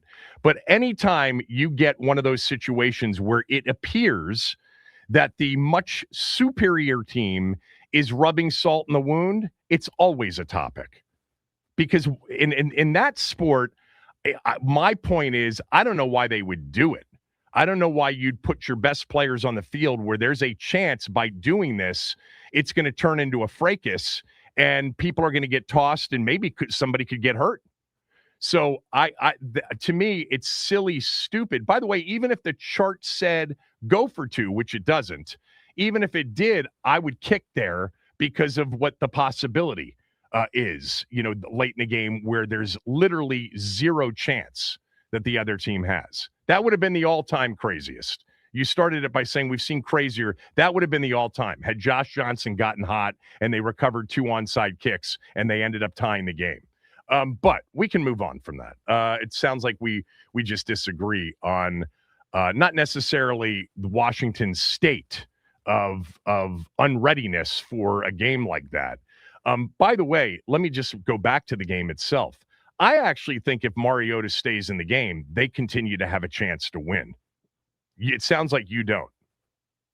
Well, I'm just basing it on the entire season, the body of work. I mean, sure, right. Philly has been, like, again, the point I've made going all the way back probably since the Dallas game, the first one, it was that the only way for Washington to really compete is the other team has to stub their toe or whatever, and that's the way it has played out this year, right? And, the best game they've sort of looked in some time was the Denver game, and obviously Denver's one of the more erratic offenses for among the contender class. And Philly has been incredibly erratic offensively this year, and this was another example of that. But simultaneously, I don't know. I just never really felt like whenever Philly wanted to start moving the ball, Washington would not stop them. That's ultimately what happened. And Mariota, sure. I mean, it gives them a better chance. Once he goes out, there's almost no chance. But, they had the lead when he went out. Yeah, but then weren't they losing by the time the next series rolled around? Yes, they were. They were losing by the time the next series rolled around because they gave up like one of those Minnesota style drives that took like 9 or 10 minutes, maybe 11 minutes. Right. I forget. I think the bigger thing for me is things like, Dan Quinn goes for the field goal on the first drive of the game down at 4th and 1 or 2 at the goal line. That to me was a very conservative call when you have to assume that you're not going to be able to hold them off forever.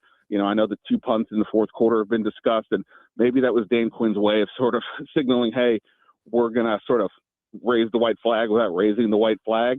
And then that's what led to some of him being miffed, I would say, post-game.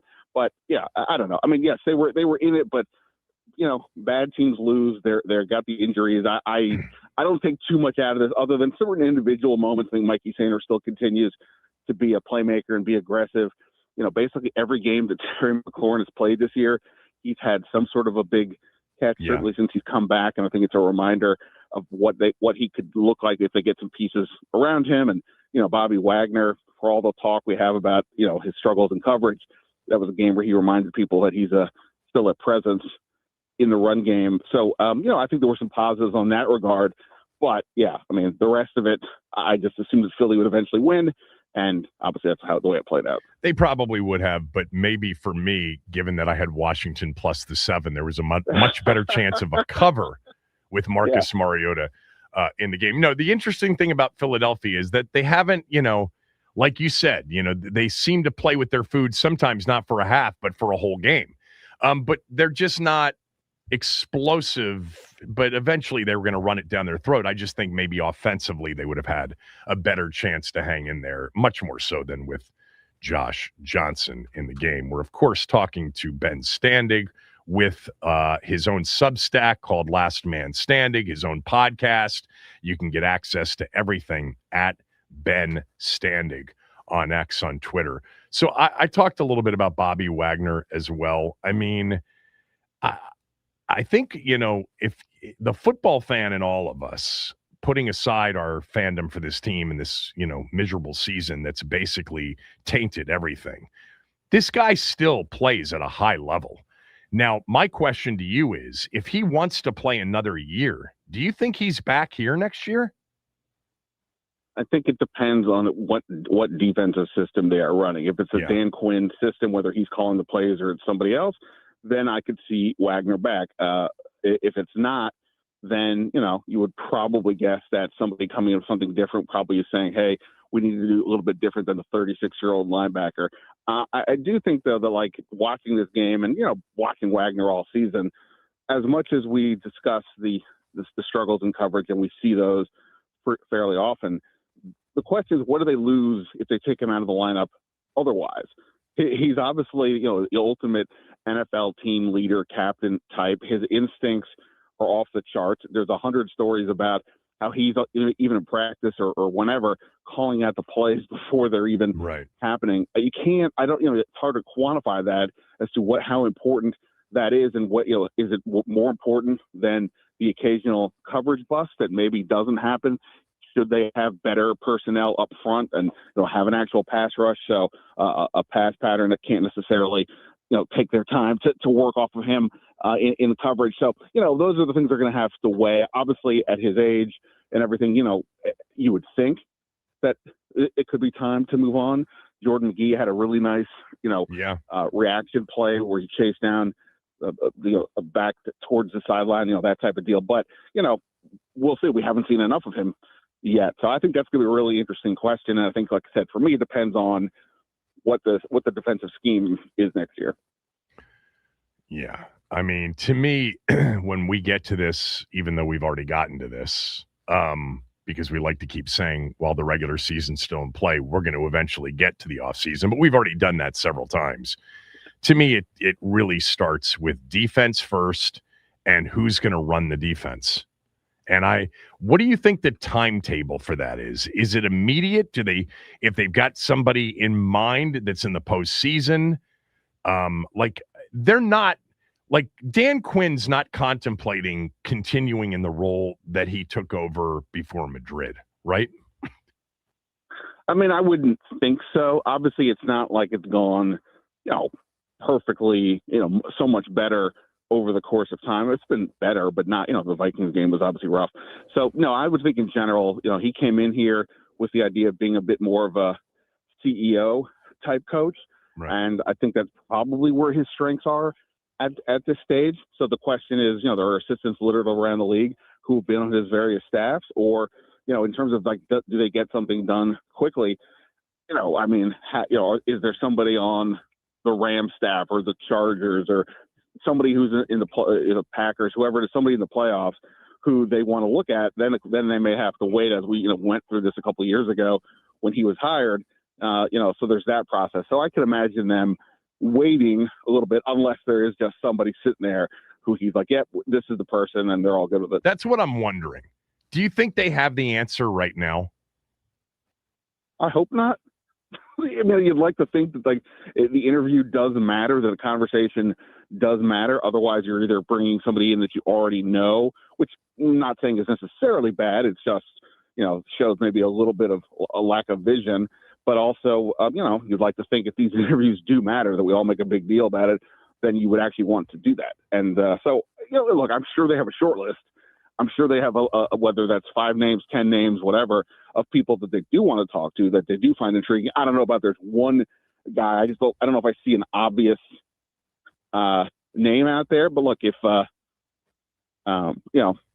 Raheem Morris gets fired from Atlanta, like that's a name that could stand out. I think. But this isn't a Bob Harris, Rick Spielman committee decision, right? This is going to be a Quinn decision. Yeah, I mean, I'm sure with Adam Peters involved, but yes, I mean, I don't think they need outside consultants anymore when you have your group. So yes, I mean, Dan Quinn should logically be the one given the loudest voice on this one. But yeah, I mean, it'd be nuts if Peters wasn't involved just based on how everything else goes around here. All right. It was Rick Spielman, right? Did I get that right? You did. Not the Chris. Former Vikings general manager. I forget who else was on that committee, but they exhausted every last detail before making those decisions. All right, what else? I guess Josh Johnson on Christmas Day, not Marcus Mariota. I mean, the Jeff Driscoll signing would suggest as much. I mean, maybe even Mariota goes on IR to open up the roster spot. If he doesn't play this week, right. in the line of like, well, should they start sitting people? Mariota is important enough as the backup, and I know he's a free agent, but yeah, I would sit him and move on to next year. I think it's a whole other discussion about does it make sense to play Josh Johnson at 39, except that they clearly don't view Sam Hartman as anything. So that's sort of a different rub where I kind of wish maybe they had at the most important position constantly look to upgrade that spot, but obviously, they focus on this year, and for this year, that's what they went with. All right, good job. Appreciate it. Spirited. Always love it. Talk to you later. Yeah, man. See ya. Bye. Ben Standig, everybody. When we come back, we'll go around the rest of the league. How about that Pittsburgh-Detroit game? The Chicago-Green Bay game on Saturday night. Wow. Who knew on Malik Willis? That's next.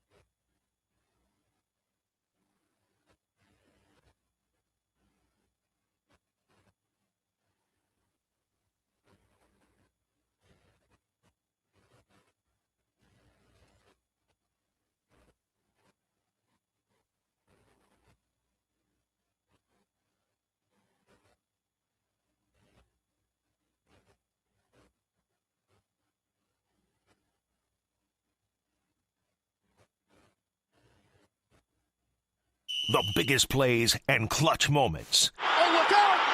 Touchdown! A miracle! It's time. On the fake, Williams looking downfield, launching downfield, going for it all! It is caught! Bears win it! DJ Moore! Kevin Burkhardt, Tom Brady on the call Saturday night at Soldier Field. What a football game that was as we go around the NFL. Caleb Williams to DJ Moore, 46 yards in overtime to beat the Packers 22-16. So much to this game. Green, it's kind of like the game on Thursday night between the Rams and the Seahawks, Max, when we came in here on Friday, and I said to you, I know that Seattle won the game, but if they play again, I'll have the Rams for the limit. I just think they were the better team. And I thought even without Jordan Love, the Packers, a big portion of the night, were just the better team, but they didn't make it pay off. They were 1 for 3 on fourth downs. They were 0 for 5 in the red zone, but they just kept moving it into the red zone. And then up 16-6, Chicago needed basically a miracle. What was interesting is when they scored, when they kicked the field goal to make it 16-9, and they took forever to get Santos out onto the field to kick that field goal. You were like, you got to get it done well in advance of the 2-minute warning. And they just weren't moving quickly. Well, I guess Ben Johnson knew all along they were going to kick an onside kick and recover it, Yeah, I guess if you got man. that in your back pocket, and that's what Chicago did. They, even with timeouts left, they kicked the onside kick, recovered it, went down, tied the game on a 4th and 4 at the Green Bay 6 with 20-something seconds left. On an all-out blitz, Caleb makes a great throw into the corner of the end zone for Walker. They go to overtime. They're driving. And on a 4th and 1, they fumble it, and they get stopped, and Chicago ends up winning it on a walk-off touchdown pass. I think, sorry, I'm coughing a lot on the show today. I'm good. I'm going to survive here. Malik Willis came in and played very well. He played great. I mean, who knew? Like, he's played very well. Just goes to show you, if you get that right offensive, guy like a Matt LaFleur. I mean, Willis looked like he had no career when he was in Tennessee. Yeah, sometimes you just get drafted by the Titans, man. It is what it is. But hey, Cam Ward this weekend, look at him. He played great against a very good Chiefs defense too. Yeah. I was surprised at how poised he was. He was 9 for 11. He came in for Jordan Love, who was knocked out, concussed on what was absolutely a deserved flagged play. But 9 for 11, 121 yards, a touchdown, no picks. He had a 142.8 passer rating. Willis used his legs over and over again to rush for big yards. Now, Green Bay, they're in with one more Detroit loss or one more win by them. They play Baltimore at home at Lambeau on Saturday night, and then they finish at Minnesota, while Detroit still has Minnesota and Chicago on the road to finish up. I don't know. Is Love going to play this week? If he isn't, Malik Willis against Tyler Huntley. Well, we don't even know we don't even know if Malik Willis is good to go because he had that shoulder injury. But I mean, at the end, yeah. So I think he'll probably end up fighting through it. But man, quarterback with a shoulder injury, I'm not going to bet on him. That's for damn sure. Hell of a game, and Caleb came up with every big play that he needed to come up with. Let's go to the Motor City for Detroit and Pittsburgh. With the season in the balance, Goff fires at the 1. He didn't get across, but there are flags down. Ball ends up in the hands of Goff. He goes across. Did they have a whistle first? There's so many things on this level that I just saw. Could be offensive pass interference, actually. And then they actually did score. When did the whistle get blown? Oh, too much for me. You go ahead, Jim. This is like the 2-point play in Seattle the other night. Yeah, exactly. What is going on here? So this lasted for another 3 minutes, I think, of real time before it was a long time. Yeah, before they ruled that it was an offensive pass interference, even though Jared Goff did take the lateral from Amon-Ra and score with it. But an offensive penalty at the end of the game is not something that then extends the game by one more play. That's a defensive penalty. Game ended. Pittsburgh, the winner, 29-24. So a couple of things about this game. Number one is this. You cannot dispute how well Pittsburgh's played here recently. Aaron Rodgers is playing football at a very high level. His ability to throw the football has been there even in the last couple of years. And now this is an offense that works for him. He hit every single it seemed like every big sort of second long or third down play in the game. They were 8 for 16 on third down. A lot of that was his throws. They ran the ball well with Jaylen Warren and Kenneth Gainwell. They rushed for 230 yards. They put up 481 yards of offense on Detroit on the road in a game that really a lot of people did not give them much chance to win.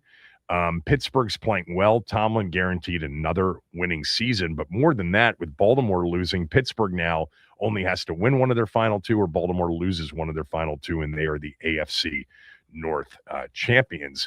And in the AFC, by the way, they're not like out of contention for something better than a 4 seed. It would be unlikely, but they're playing awfully well right now, and Aaron Rodgers really seems to have a handle on what they are offensively. That may be one of the more impressive wins of the last month or so. Now, as it relates to the end, couple of things. Number one, Chris Boswell missed a field goal, which made the drama even more dramatic because they would have been up 8 in that spot, but Boswell missed a chip shot field goal. He never misses. That was crazy. And then Detroit, drives the ball all the way down the field.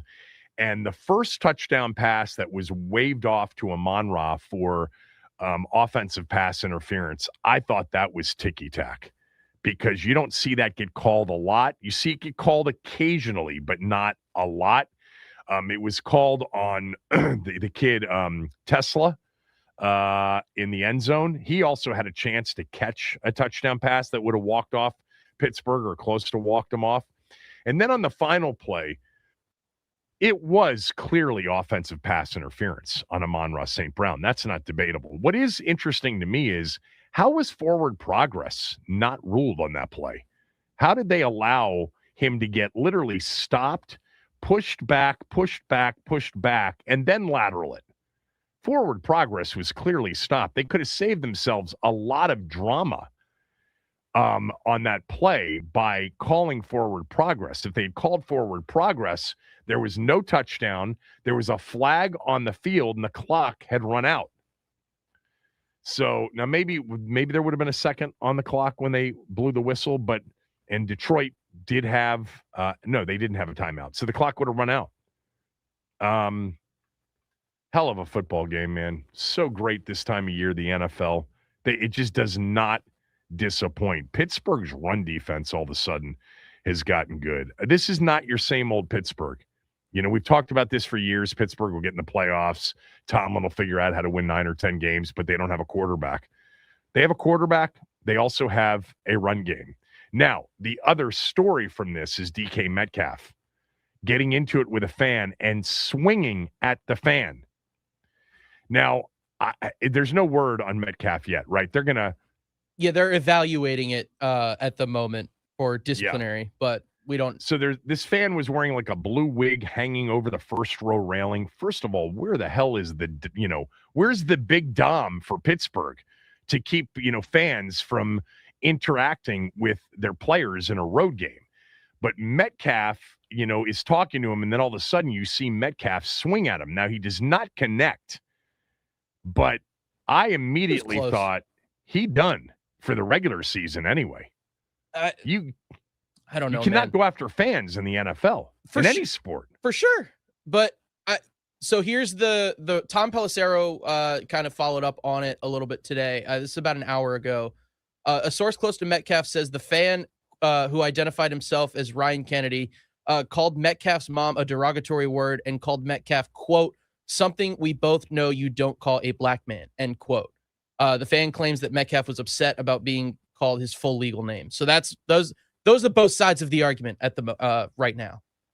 Look, I understand that in that particular instance. Mm-hmm. First of all, what is he doing over there? Yeah. Okay. should not be over there. Number two, I'm sure the league will take into consideration what was said to him, but the bottom line is, players, fans, those interactions, you have to turn the other cheek. Mm-hmm. And you've got to call security, and they can have that person removed.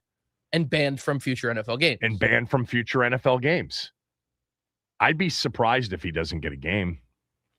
Yeah, I think he'll get a game, but I don't know about the rest of the season. I mean, that would probably be a Tomlin call above all, especially with kind of where their season. I mean, they're going to be in postseason, or they're in postseason contention. So, well, they're now, they got a 90-something%. They'd have to lose out. They'd have to lose to Cleveland. Baltimore would have to win out. They'd have to lose out. They play each other in the final week of the season in Pittsburgh. And we don't even know if Lamar Jackson. Yeah, they'll probably sit him against Cleveland, and then he'll be right as rain for Baltimore. It wouldn't surprise me if Pittsburgh loses to Cleveland. It would be so NFL. Ooh. I mean, Buffalo nearly lost to Cleveland. It's true. Yesterday. It's true. Sure. Looking good. Yeah. Let's go to Denver for Jacksonville. On 4th and 2. Nix to the sideline, intercepted. Jarian Jones with his second pick of the year. So I gave out Jacksonville as a smell test pick, and I watched, because this was a 4:05 start, I watched this from the first quarter. I'm telling you, the first quarter, I thought I had no shot to win the bet. It just looked like Denver overwhelmed them line of scrimmage-wise. Well, they turned it around, and Trevor Lawrence has been on fire recently, people. 14 touchdowns now. 15 touchdowns, over his last 5 games. And add another 3 rushing touchdowns. Jacksonville is winning. They've won 6 in a row. They are still in first place in the AFC South. They're now in the hunt for the 1 seed overall, even though the Patriots won last night. That AFC South is something else right now with Houston, a game behind Jacksonville. But what a game from the Jags. What a job Liam Cohen's doing. It seems like people have been ignoring them. I'd say the Jags and the 49ers in particular have been sort of the under the radar double-digit win teams, but you can't be under the radar when you go to Denver and win going away. They won by 2 touchdowns, 34-20. Let's go to Baltimore last night for Sunday Night Football. 21. Stevenson bouncing outside. Ramondre Stevenson with a block by Williams to the end zone. The Patriots take the lead. So the thing that Baltimore fans have the biggest issue with is Derrick Henry, after putting Baltimore up 24-13 in the fourth quarter, never touched the ball again on their remaining drives. They had Mitchell in the game instead. I'm sure they are screaming and yelling about the play calling in Baltimore. Derrick Henry did fumble last night. He's had a fumbling problem this year, but he was 18 for 128, averaging over 7 yards per carry and 2 touchdowns, and they had a double-digit lead. Look, man, Drake May, legit. I mean, totally legit. Finally got that 300-yard game, Kevin. He did it. Oh, is that the first 300-yard game? Yes, that is his very first. There is 380 yards, 2 touchdowns. He threw an early pick. He also fumbled in the game, so he had 2 turnovers in the game. But I've seen him do this where he's had some plays, and then it just doesn't faze him at all. He's legit, man. For those of you that wanted Drake May before anybody else, you're not wrong. I'm sticking with Jaden, and I want to see how he performs in the biggest games of the year, which they will be coming up in January for that team. But, man, he looks the part in every way, shape, and form. He makes every throw. He's super poised. He's got great sort of feel in the pocket. He's great extending. He's got legs. He can hurt you on the ground. But really just a really good thrower of the football. And he's big and he's strong. It's a good football team right now. Really, really good football team. They are currently still the 2 seed behind Denver, even though Denver lost. Apparently comes down to best win percentage in common games right now. But the Patriots finish up with the Jets and the Dolphins. Whereas Denver does get, the Chiefs with whomever will be playing quarterback because Gardner Minshew got hurt. But they have to close with the Chargers at home. The Chargers are playing as well as anybody else. So New England, a little bit of an advantage to get the 1 seed and have the playoffs go through Foxborough. Let's go to Charlotte for round 1 of the NFC South play-in. Mayfield throws, and it's intercepted. It's a takeaway for the Carolina Panthers. Lathan Ransom, the rookie. Yeah, it was on a scramble play, and he and Mike Evans got their wires crossed. Evans decided to go into scramble mode. Mayfield threw it to where he thought Evans was. It got picked off. It's not a great play by Mayfield, but it's one of those where it's as much probably on both of them as it is on him. There is a touchdown pass in this game by Bryce Young where he avoids a would-be sack and throws a touchdown. He was 21 of 32 in the game. He was outstanding.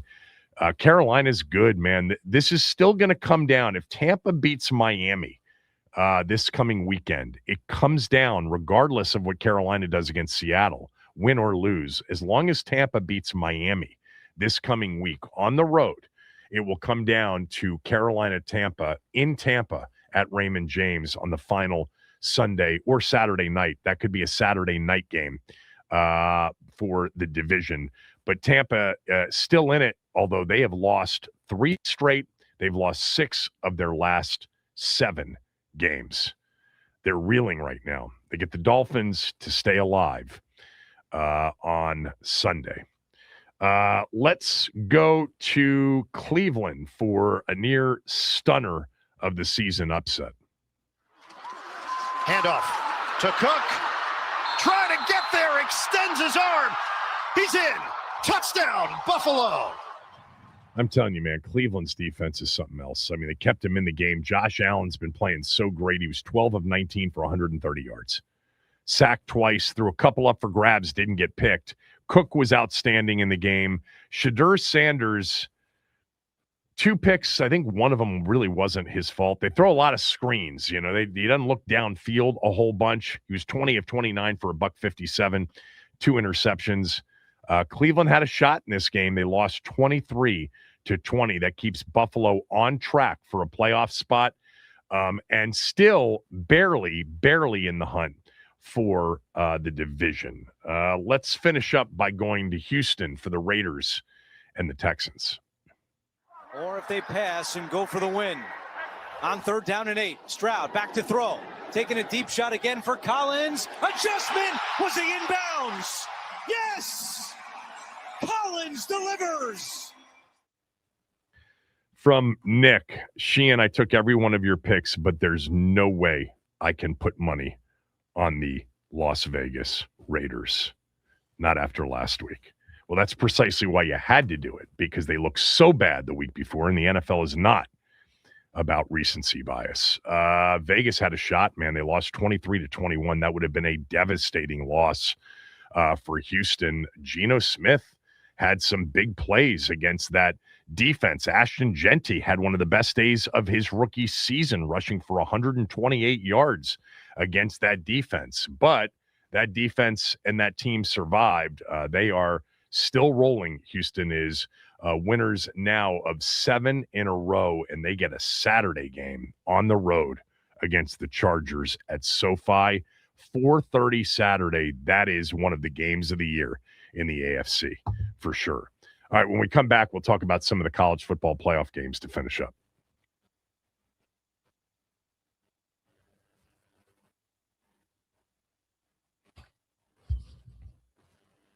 All right, happy Monday, everybody. We start off with a recap of this weekend's football. The Commanders, they fall to the Philadelphia Eagles on Saturday evening, 29-18. Injury luck continues to go the wrong way for Washington as Marcus Mariota left the game with a quad injury and a hand injury that required stitches. His status for Christmas now is in question. The Commanders have also placed Sam Cosmi on injured reserve and are signing Jeff Driscoll off of the Cardinals practice squad to the active roster. Meanwhile, the Caps, they dropped both games in a home-and-home series versus Detroit over the weekend. Game 1 ended in a 5-2 loss in regulation. Game 2, the Caps fall in overtime by score of 3-2.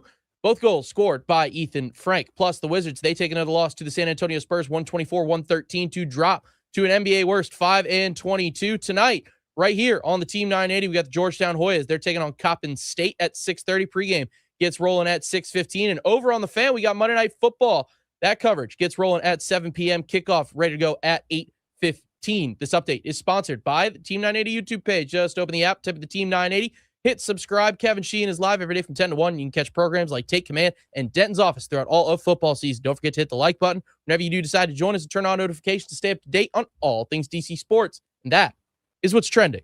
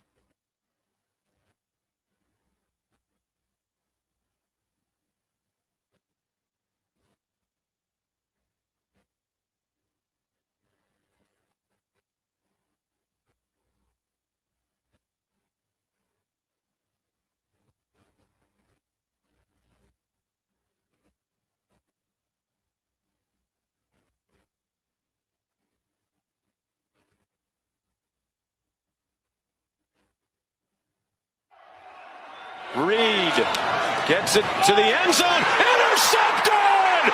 Picked off again by the freshman, Bryce Fitzgerald.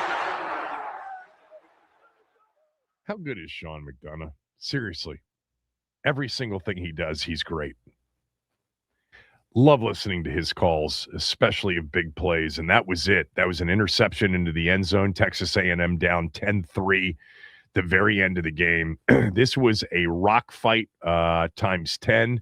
This was a grown man game in the trenches. You talk about, pros littered all over, O-line, D-line. Both teams struggling in the wind. There was a lot of wind. It wreaked total havoc on field goal kicking. A&M missed 1. Miami missed 3. There were 4 missed field goals in the game. At the very end, Miami did something that seemed obvious throughout, and that was to run Mark Fletcher Jr. Mark Fletcher Jr. is their junior running back, and he's been outstanding all year long. He ended up with 172 yards, but 75 of them came on their final drive under 2 minutes. They were trying all sorts of tricky plays. They were going east-west all game, and then they just went north-south with Fletcher Jr., and it paid off. They actually should not have scored when they scored. It gave A&M too much time to come back down, but really, really entertaining, defensive, hard-hitting, big-time game. Miami proves they were worthy of having in the field as they were the 10 seed knocking off the 7 seed in the first round. In what an environment College Station was for an 11 a.m. kickoff. That thing was obscene. The Alabama game the night before, I give Ty Simpson all the credit in the world. He has not played well recently. They had, once again, real limited ability to run the football. I think they ended up 28 yards rushing. And Simpson came up with every big play. They also had a pick 6 in the game. There was a turnover by Oklahoma's special teams. It was kind of like the regular season game in reverse. And Alabama moves on in Norman. Last year, home teams, blowouts. This year, the 2 real games, and sorry, JMU in Tulane, the road teams won. And they were great football games in Norman and in College Station. Ole Miss trampled Tulane. But I got to give props to James Madison. They were really impressive offensively. Their quarterback, their running back in particular. And they were getting trounced early. It was like every play Oregon ran seemed to be able to score. They were down 34-6 at halftime. They were down 48-13 at one point, but they scored 28 points in the second half. And I think Barnett and Wayne Knight and that receiver, DeGennaro, I thought they all sort of, accounted for themselves very well in a 51-34 loss, but a plus 21 cover. Thank you, Dukes. All right, that's it for the day. Chris is next.